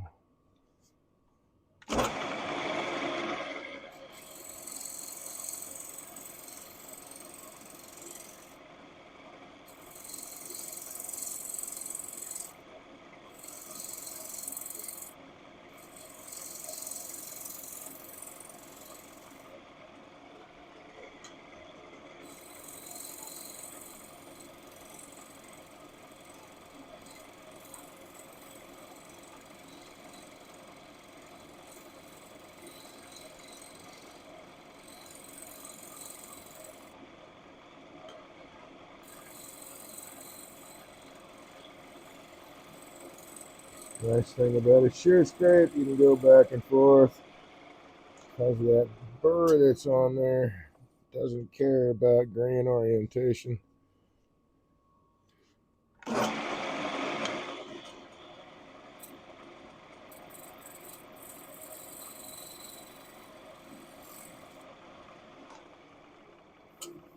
we go. And it's really, really nice slicing action. Okay, now for the final bit.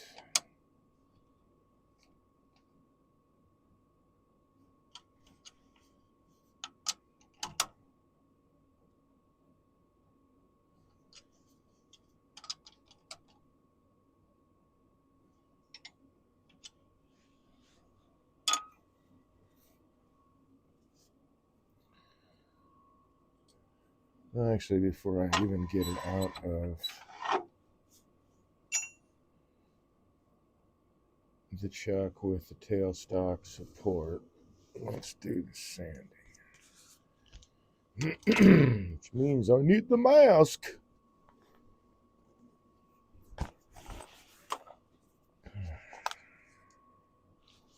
We're doing on time. 10 after 10? Okay, cool. Chugging right along.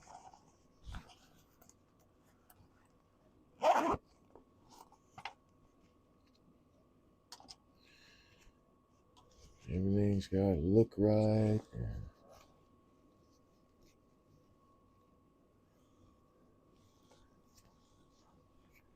Feel right.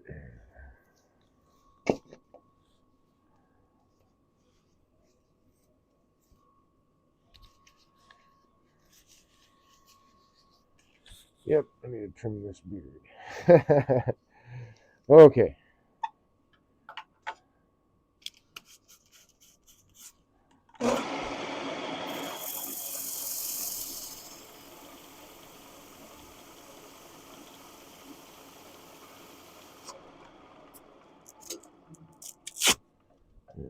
was about worn out anyway. Okay, I see.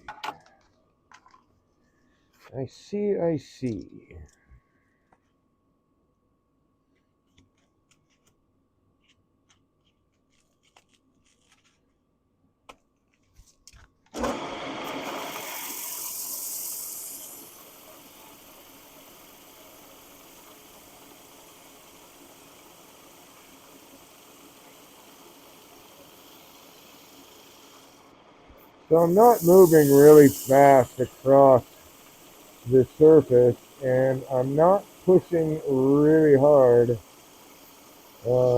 against the timber. As I'm sanding, I'm getting just enough um, scuff against the abrasive that it's making this spin. Maybe a skosh more than that. And then just let the abrasive do the work. Take your time.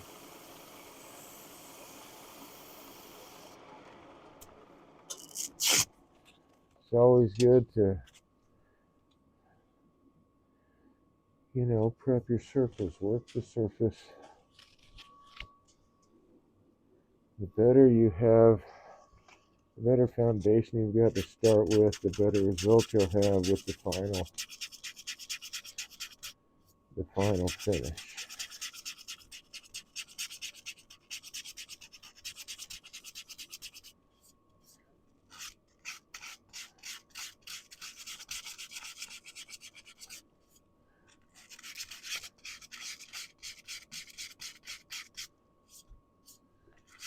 Okay, that takes care of that spot.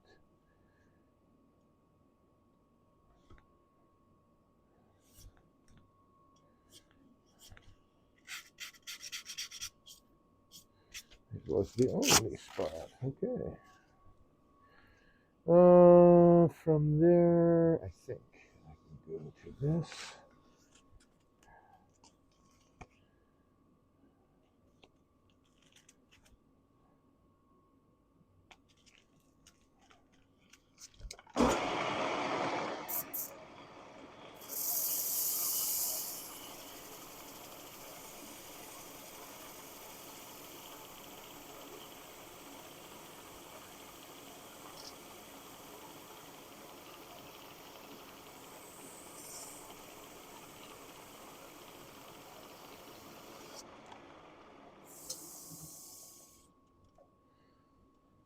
See how we're looking there.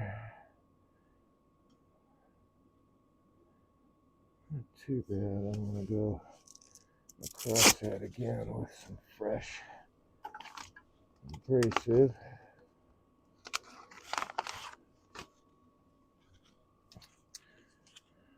That's the finer the grit, the quicker it wants to break down.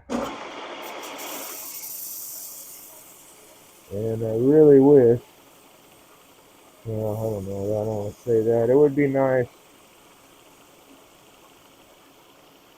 if it was true that working with an abrasive, as it breaks down into the next finer grade. Well, it doesn't actually do that. It doesn't break down uniformly, and the grades are screened to get the right sizes. I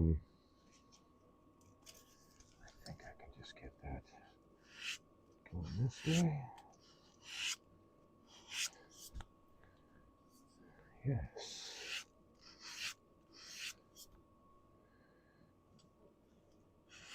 And breaking down from sanding, one, it exposes all the fresh little sharp edges. The breaks are irregular, so the pieces aren't uniform. So it's not the same thing as starting with 220 and then using that 220 as 320 because it broke down. Well, unfortunately, it doesn't work that way. The 320, what you start with on your abrasive is screened to be that size. It breaks down not uniformly, but non-uniformly. And so you can't rely on that to be the grit. You've got to move on to the next abrasive,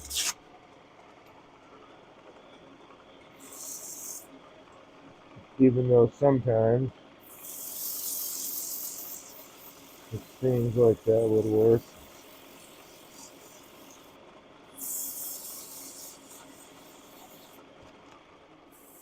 You just won't get the same results as you would going with the correct abrasive. I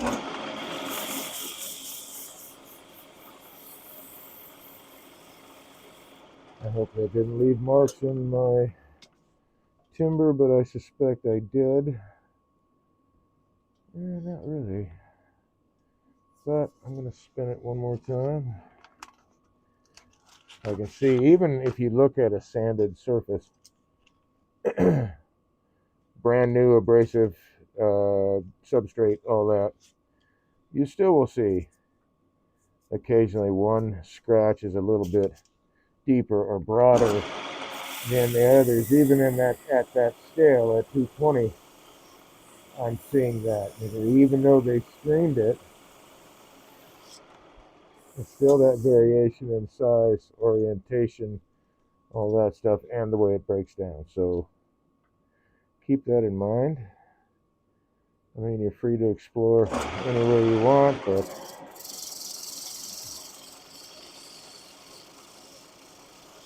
I think from experience, best results are go with the abrasive, the proper, correct abrasive. Unless it doesn't really matter. I guess as far as finish goes, if it doesn't really matter, you're still not going to get the same results. You're going to be at it longer. Also because they've broken down irregularly, so you'll be chasing oftentimes scratches from those larger pieces. Okay. Let's see where I can go from here. So anyway, it just depends on what results you want. I guess would be the bottom line. What results do you want?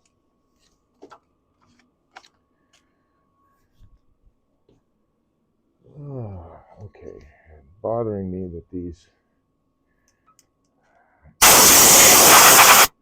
safety glasses are fogging up, but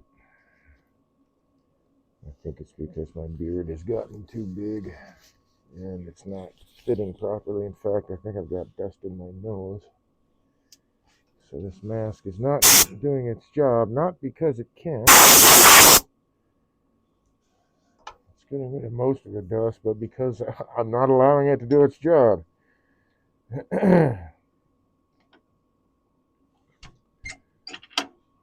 By meeting it halfway.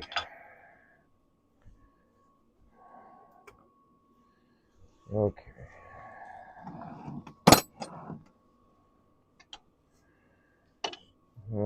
I think perhaps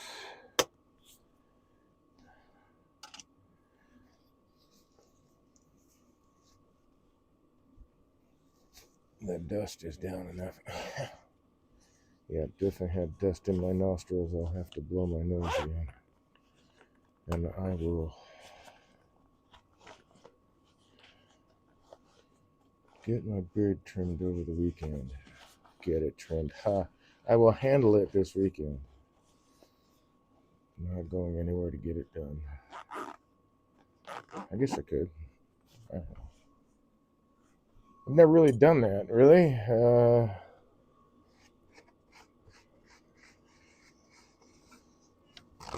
I'm always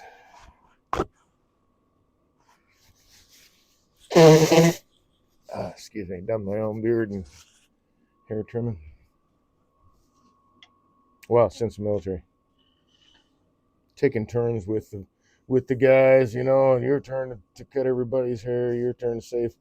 When you're going through basic and all that, you don't get a lot of pay, and they kind of hold it back anyway. They don't want you going crazy. You need to focus on training, blah, blah, blah. You do get, well, I'm okay, at least at Lackland Air Force Base for the Air Force. I don't know about other services.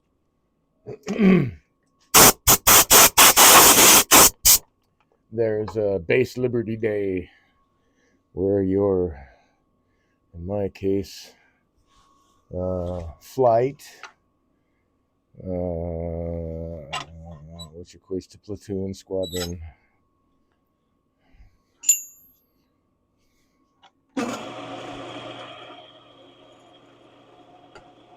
That Base Liberty. Then there was, so we got to go on base and go to like the PX, and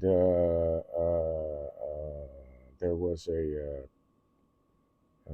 little cafe kind of whatever thing that we could go to at Lackland after a certain time, but we only got to go once. Only got to go one time. And of course, off base, so we had to wear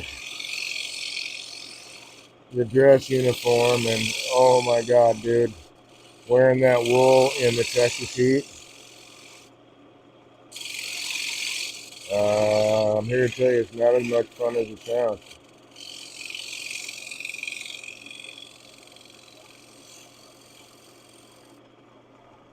See, that could be a lot thinner. Let's see.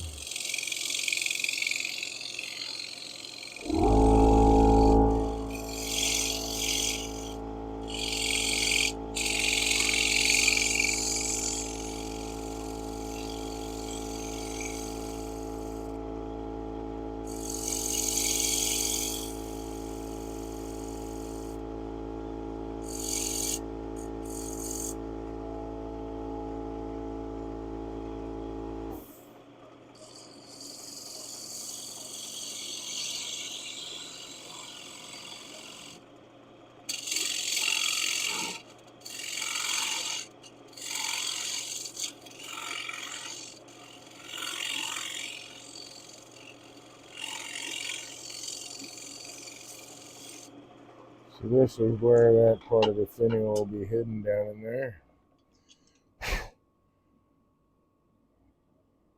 Let's see, is that, I think that's thin enough. Let me take this guy. You know what? No, let's go with this guy. Yeah.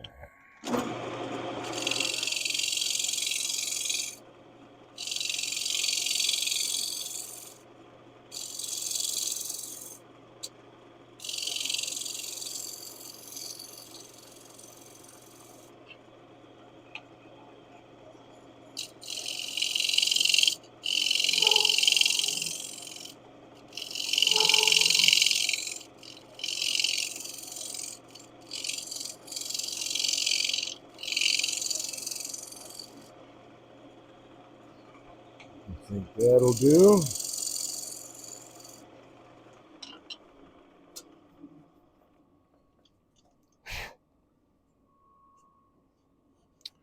So I'll carve some leaves out of that.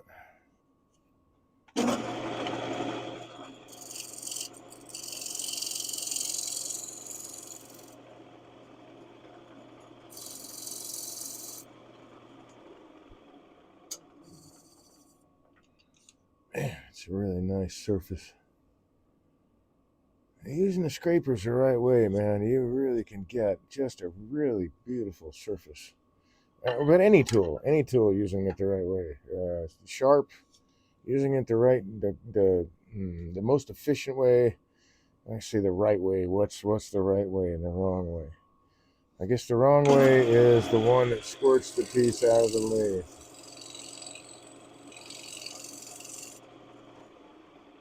Or breaks or harms you in some way. That would be the wrong way. I think I can take that even a little bit thinner right down in here. I don't have to hide that much of the finial, but that'd be a ton of glue surface. That would be awesome. but I don't need that much, and I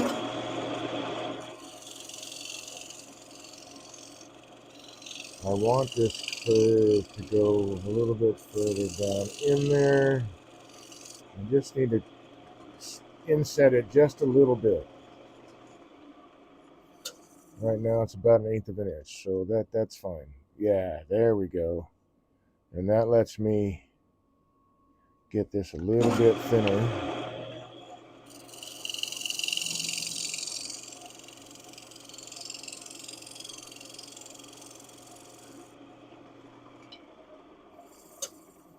And really sweeten up that curve.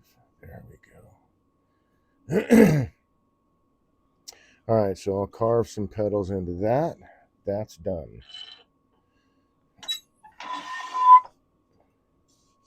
This part's sanded. I really should sand this, so I'm going to.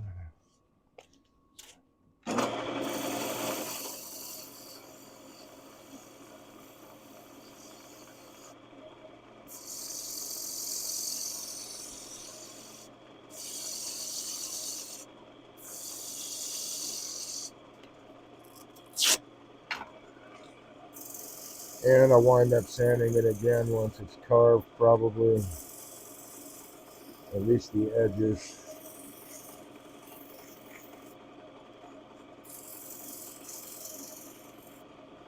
Of the petal ends, you know.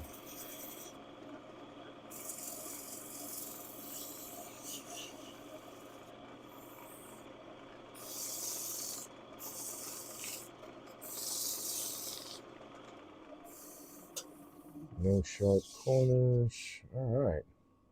Yeah, that looks very nice. I will need to definitely sand it again after it's carved.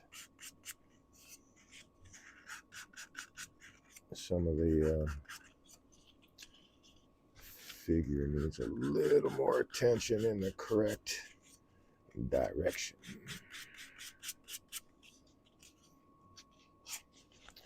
And I suppose if I did something like that,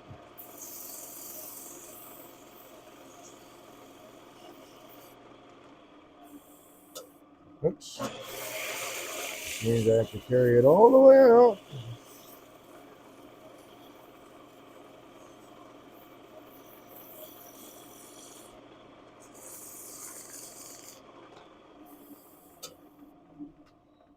Nice and smooth, and just at the right time. That's toasty right there.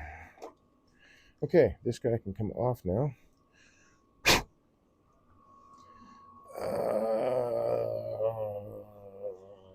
Did the key fall off? No, I put it away. Holy smokes.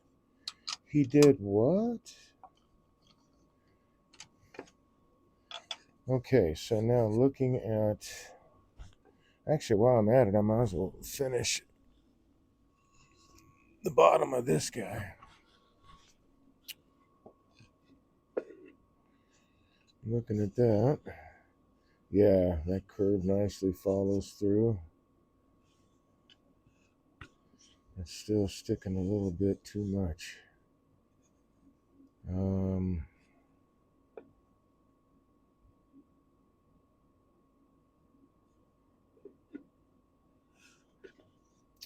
So I think perhaps some light sanding will do the trick.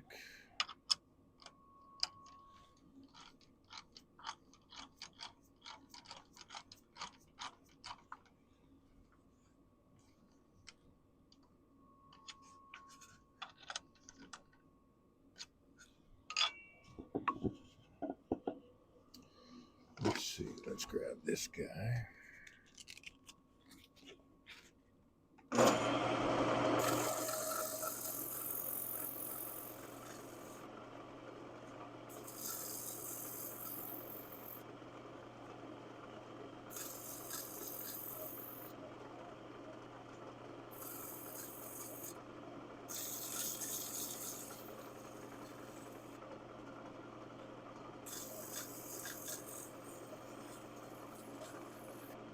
Alright, let's give that a try.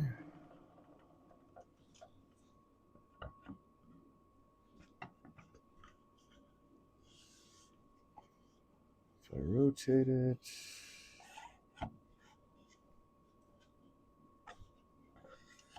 rotate it some more.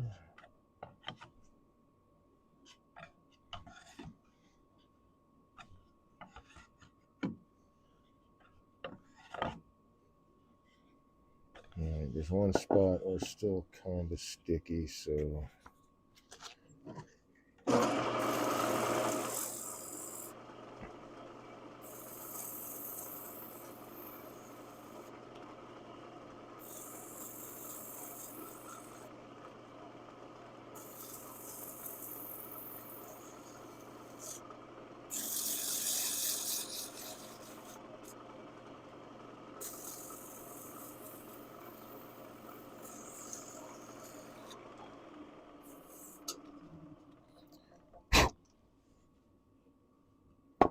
oh, well, that might stop me too. Hold on a second here.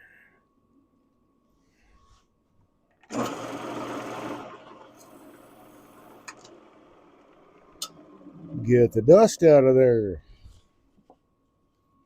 Okay. That's not tight. That's a little bit tight. Not terrible.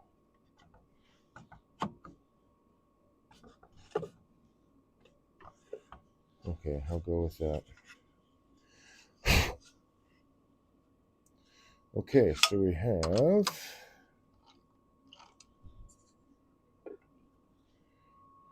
the lid.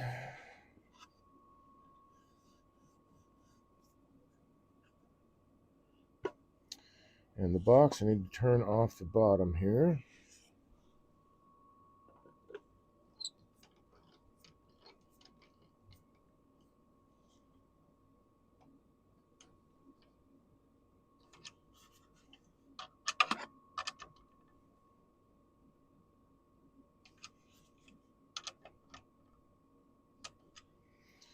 I got a lot of material to push against for that expansion hold. Still don't like to use it, but it has its uses.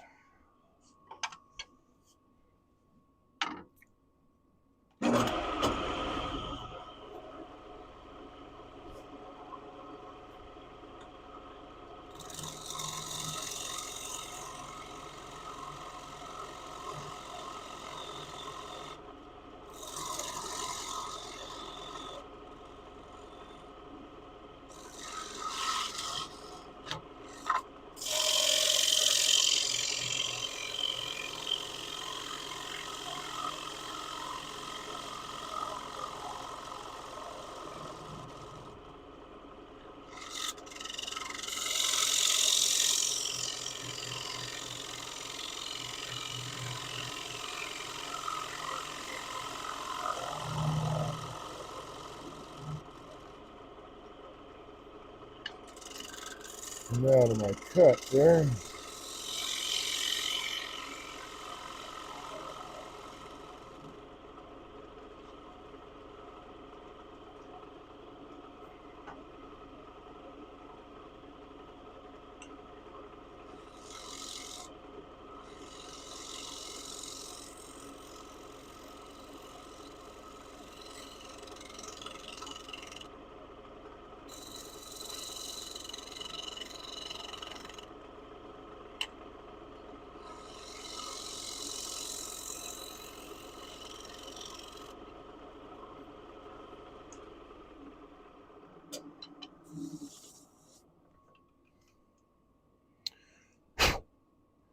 So no worries about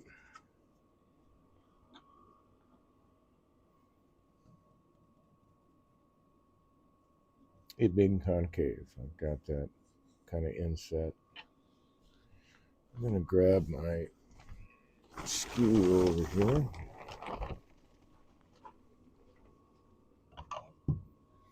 Oh no, that guy. And let's put a fresh burr on this dude.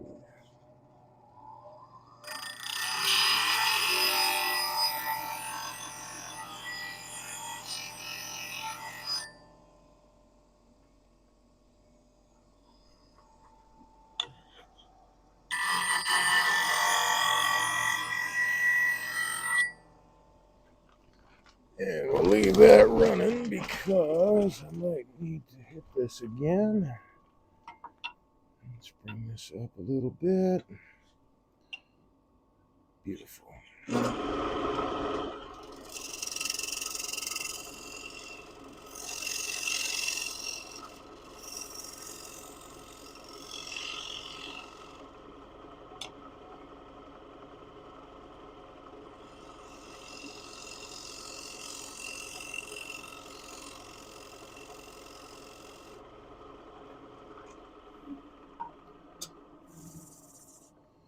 That is mighty fine surface. Wow.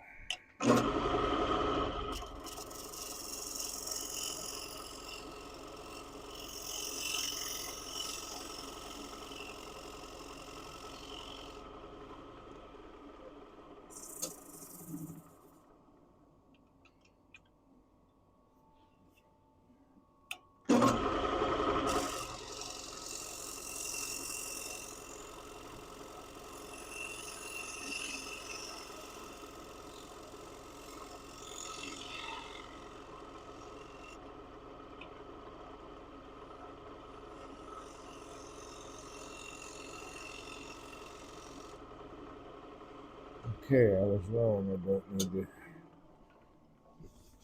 and dress up the burr on that. That was plenty. Okay.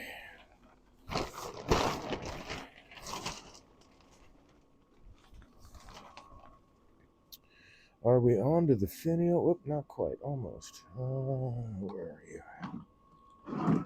There you are. Almost.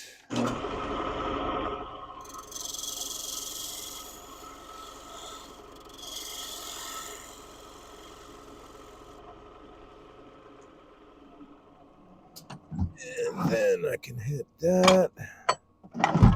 Actually, what I want to do first, before I hit that with abrasive,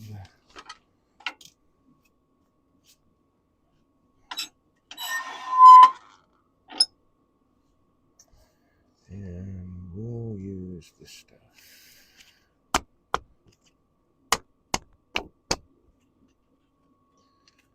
Can I get the whole thing in there? Yes, I can.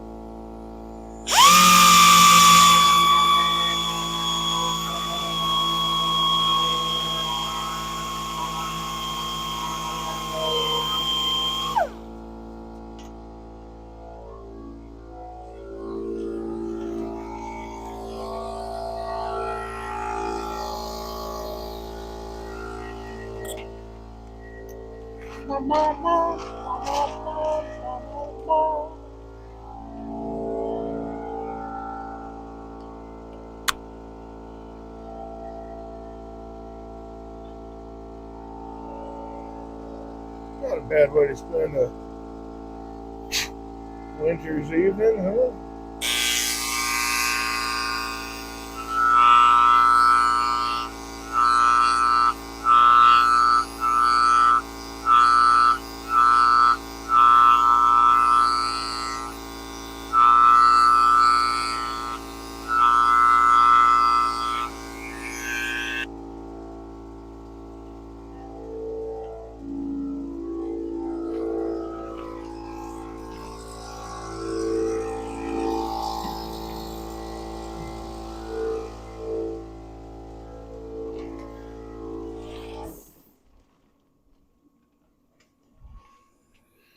Okay, how are we doing on that? 20 minutes to go. All right.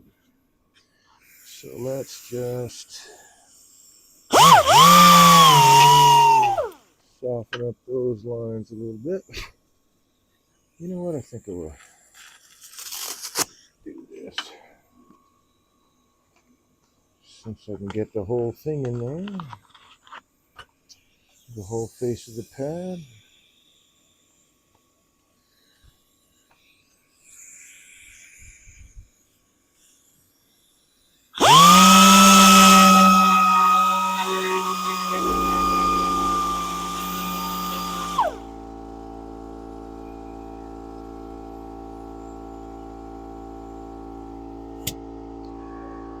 Quick and easy.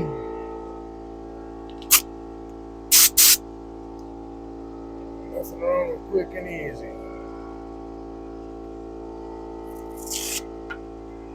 I had neglected keeping an eye on those wings.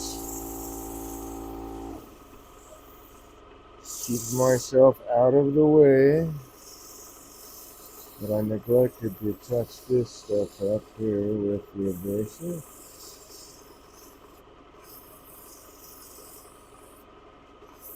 Better to do it now while it's still in the chop. And I don't have to hope that it's going to find the same spot if I have to remount it.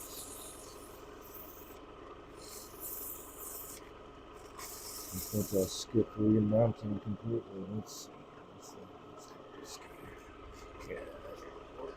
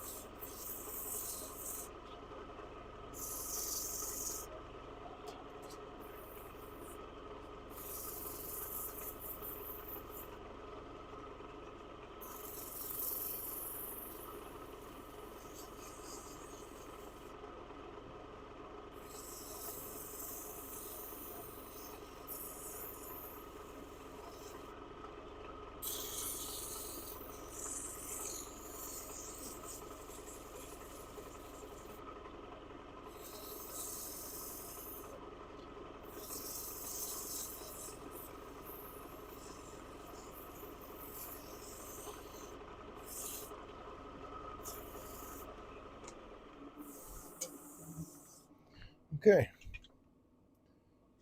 Oops. Come out a little bit. Wrong paper, wrong paper. What'd I do with it? What did I do with that? Oh, that was it.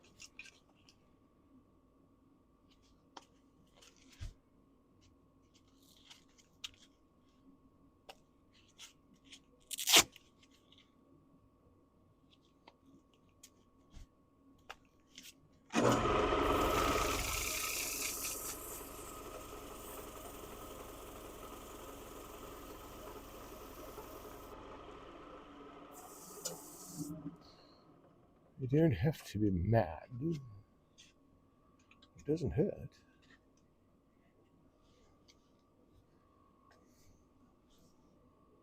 What's that? Ah, okay. A pith.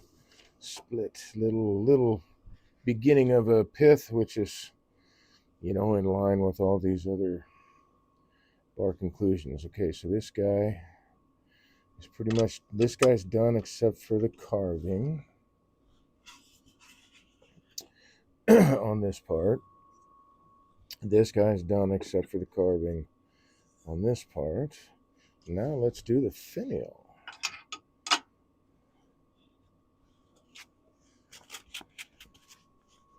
So I said that was 3/4, yeah, or 7/8. No, I think it was 3/4. Let's remind ourselves. I think it was 3/4. I don't think it. No, it was 7/8. Okay,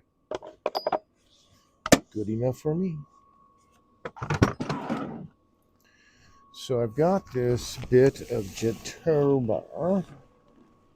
Got a couple of pieces of something back here. Let's see. What do we got? Let me grab this one, this one, this one. Let's move this guy over so he doesn't fall down and bang me on the toes. How many of these things do I have? Is this all the same thing? I don't know. You know, I might have ordered this for when I was, and I still will be, doing kitchen implements. So let's see what we've got here. I don't recall. We have Paduk. We have Jatobi. We have more Paduk. Something different here. What is this? Myrtle wood. No kidding. Oh, that reminds me. Damn, I've got to get a hold of. I gotta. You know what? I'll do it after Christmas. Never mind. It's not a big rush right now. Got to pick up some myrtle wood, crotch wood. Man, I'm really excited. From a friend of mine on the other side of Traverse City. He actually lives in Williamsburg. Jim Scarcella. Nice guy. Nice guy. Knows a lot about wood turning. Been doing it for a while. He's just a really, really nice guy. Okay. I think I want something darker in there, but it has to be at least 3/4 of an inch, and I don't think I want to go with walnut. That is not going to make it. It needs to be cut down into smaller bits and pieces. So not cherry, not honey locust, or that maple, or that lignin potato. I think, yeah, let me look on the other side there.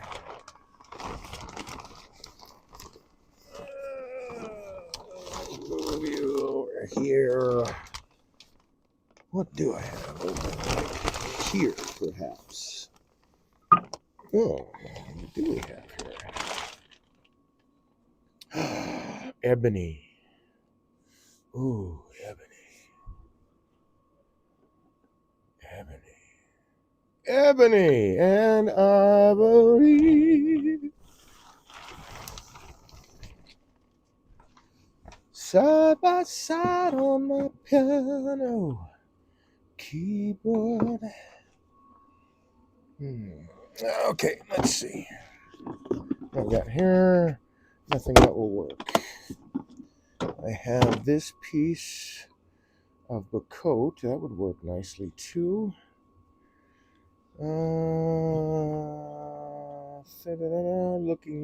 Looking. What else have I got here? What are you?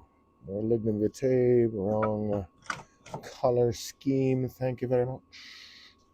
What's this? What is this? This might be walnut, and actually might be worth looking at twice. That's the guy I was looking for a little while ago. Found you.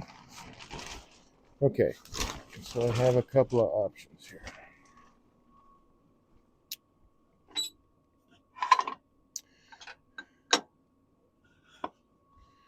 The walnut. No. The Bacote would work nicely. I think the Jatoba would work nicely. That's what I think I got these for. I got these for turning handles. Paduk.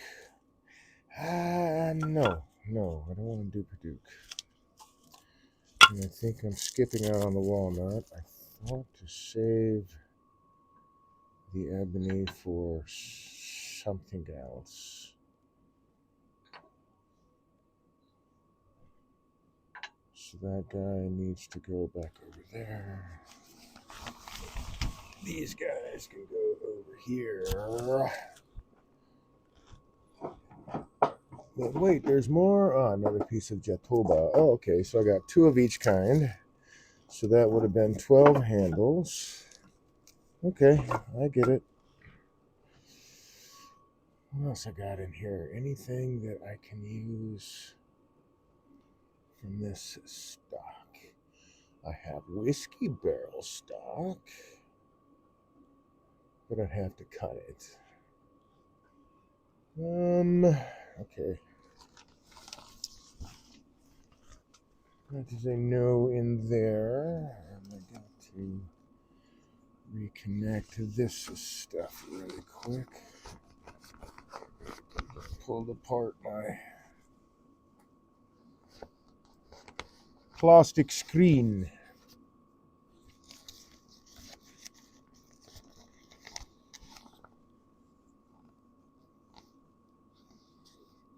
There. Surely I've got something else here. I must have. But I think that's all I got for this kind of stock. I have cherry. I've got cherry.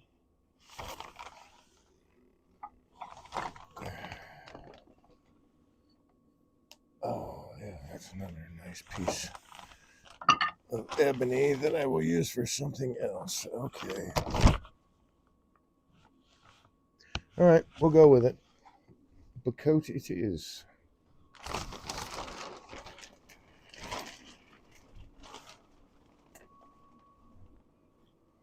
Oh, I forgot to put that guy there.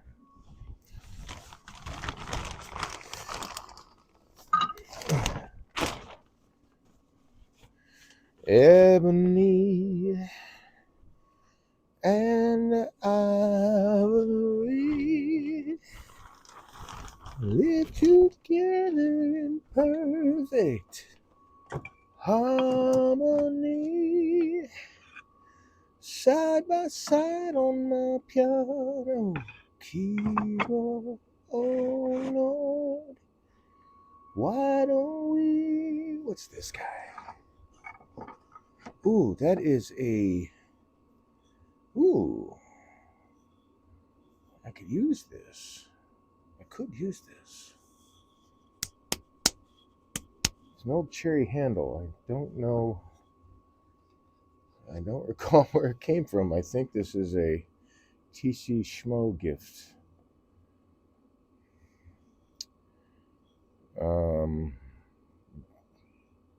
Definitely not one I've turned, but I could use the material for. You know what? No, I'm just going to go with Chitoba. Could use the material for.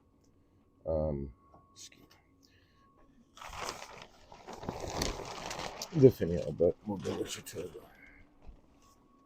Okay, so let's move this guy off to the side, where in theory it won't be damaged. 10 minutes to go. Well,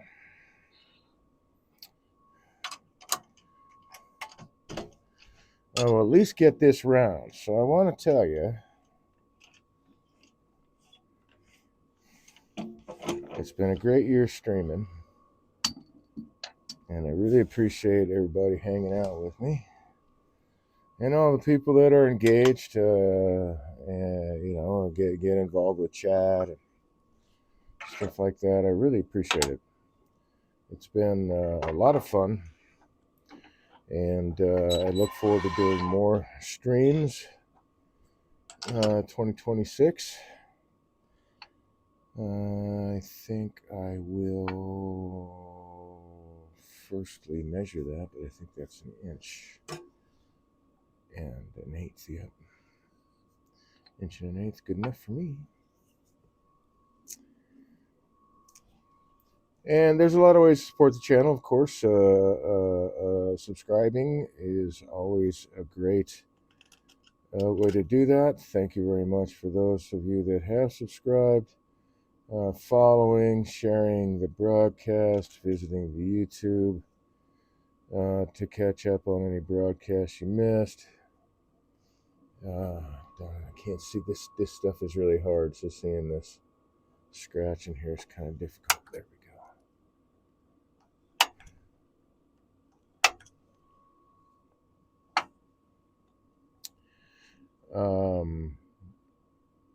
Participating in chat, lurking in the background, just watching even, or driving down the road and listening to it as it seems that a viewer, one of the viewers in Canada does when he gets off work, or she. I'm not sure if male or female. I don't recall ever asking. So Anyway,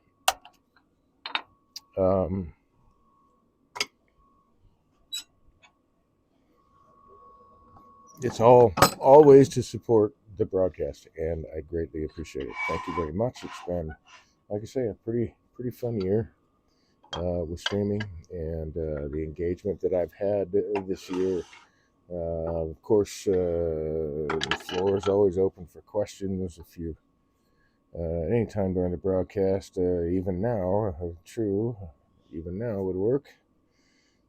Before I wrap up the last little bit of this broadcast, to say Merry Christmas and Happy New Year and all that stuff for those of you who celebrate those at the times that they say we should on the calendar.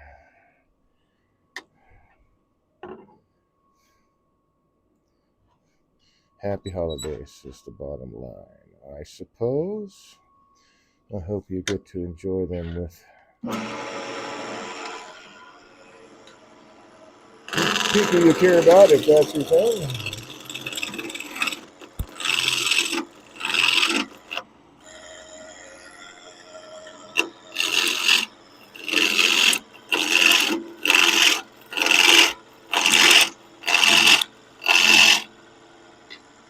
But pleasant weather, pleasant experiences, pleasant holidays.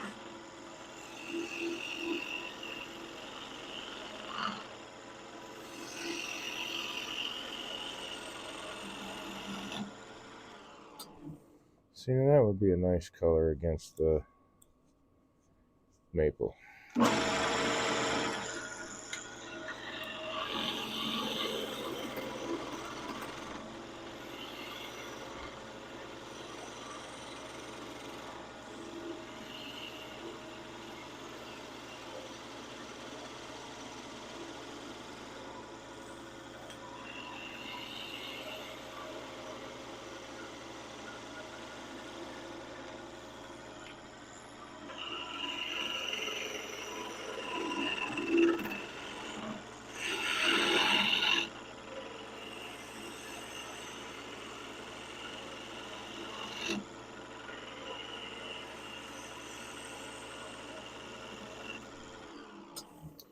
Yeah, I definitely think a skew is indispensable with wood turning, man. I really think that as a turner, it's a tool that you shouldn't pass up learning how to use.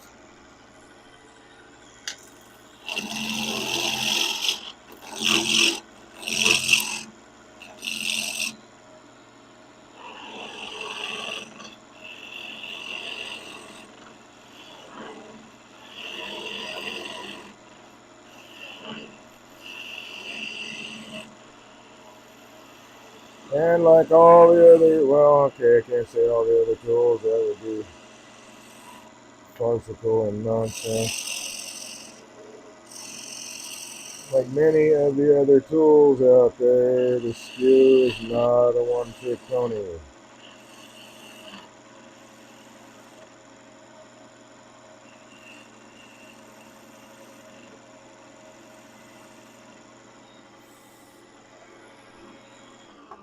All right, there we go. It's round and brown, right?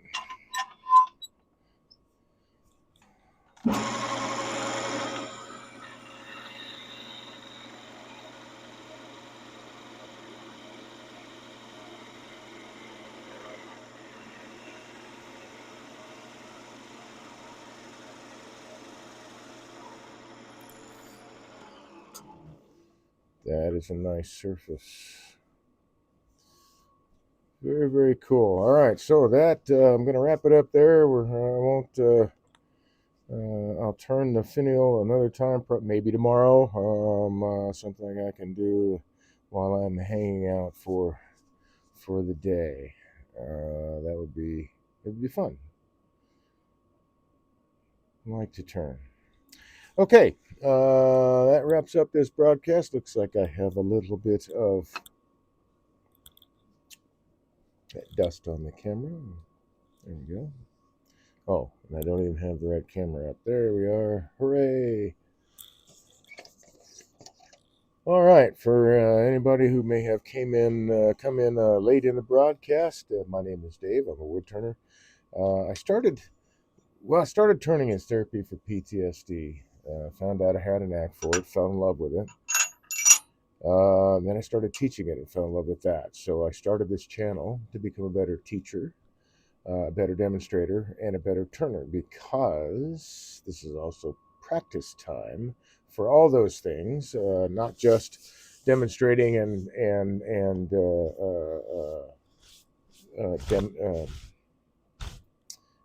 educating people on wood turning.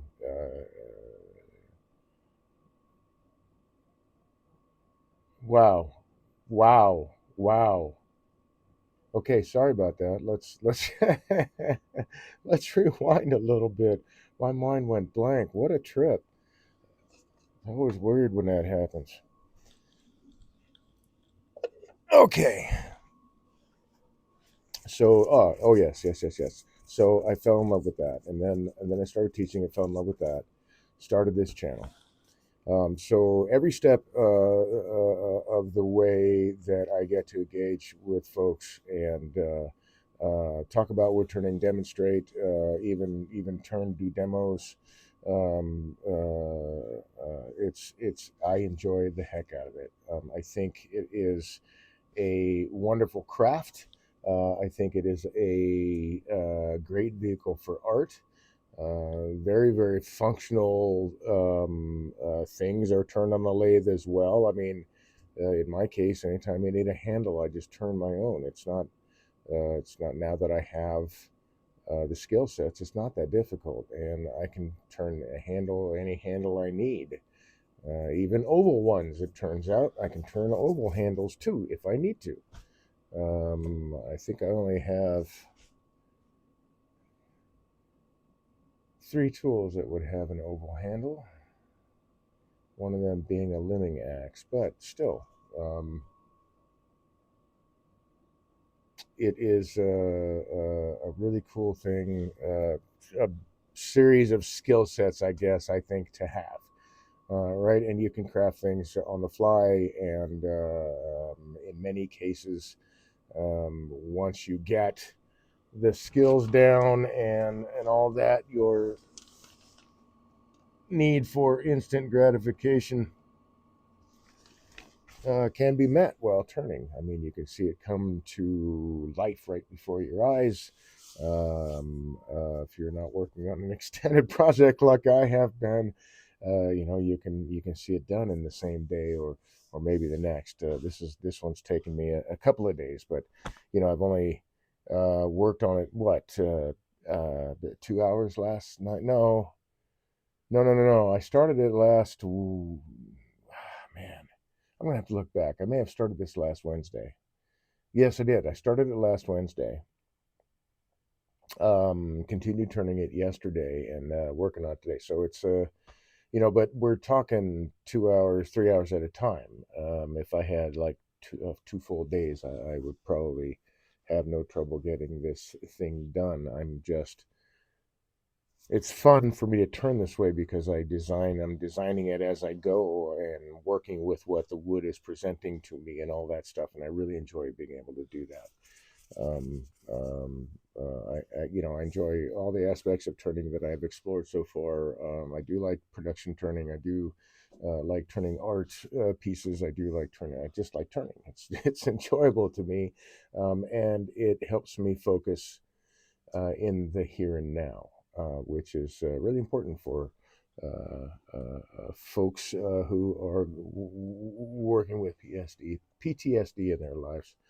It works for me. Among other things, beekeeping is also a great therapy for PTSD, I believe. Certainly has helped me and other veterans that I have had the opportunity to talk to about their experiences with PTSD and beekeeping. But still, a lot of really cool things out there. So thank you for the support along the way, as I've said. I hope that you enjoy the closing of the year, the calendar year, and the opening of the next one. I hope you stay safe out there. Hope you stay friendly. Enjoy the rest of your evening. Merry Christmas, everybody. I'll see you next year, turns out. I think when I say it's 25th. Oh, well, it still might be December next year. I'm just sitting here thinking that this is going to be the last Wednesday, but the 31st would be next Wednesday. So, you know what? I've been wrong. The last Twitch Tuesday and Woodturning Wednesday will be next week, not this one. I'm thinking we're right at the end of the year and we're not quite there yet. So, anyway, I will carry on. Look forward to seeing you all again next week, Tuesday and Wednesday, 8 to 11 Eastern Standard Time. You can catch me on Instagram. All of the broadcasts are recorded and then put on my YouTube channel. You can check them out there, the ones that you missed, or even parts of episodes that you've missed coming in late or what have you. Internet problems, all kinds of things can interrupt it. Who knows? So they are recorded and put onto YouTube for your viewing pleasure at your convenience. Thank you again for joining me, folks. Good night.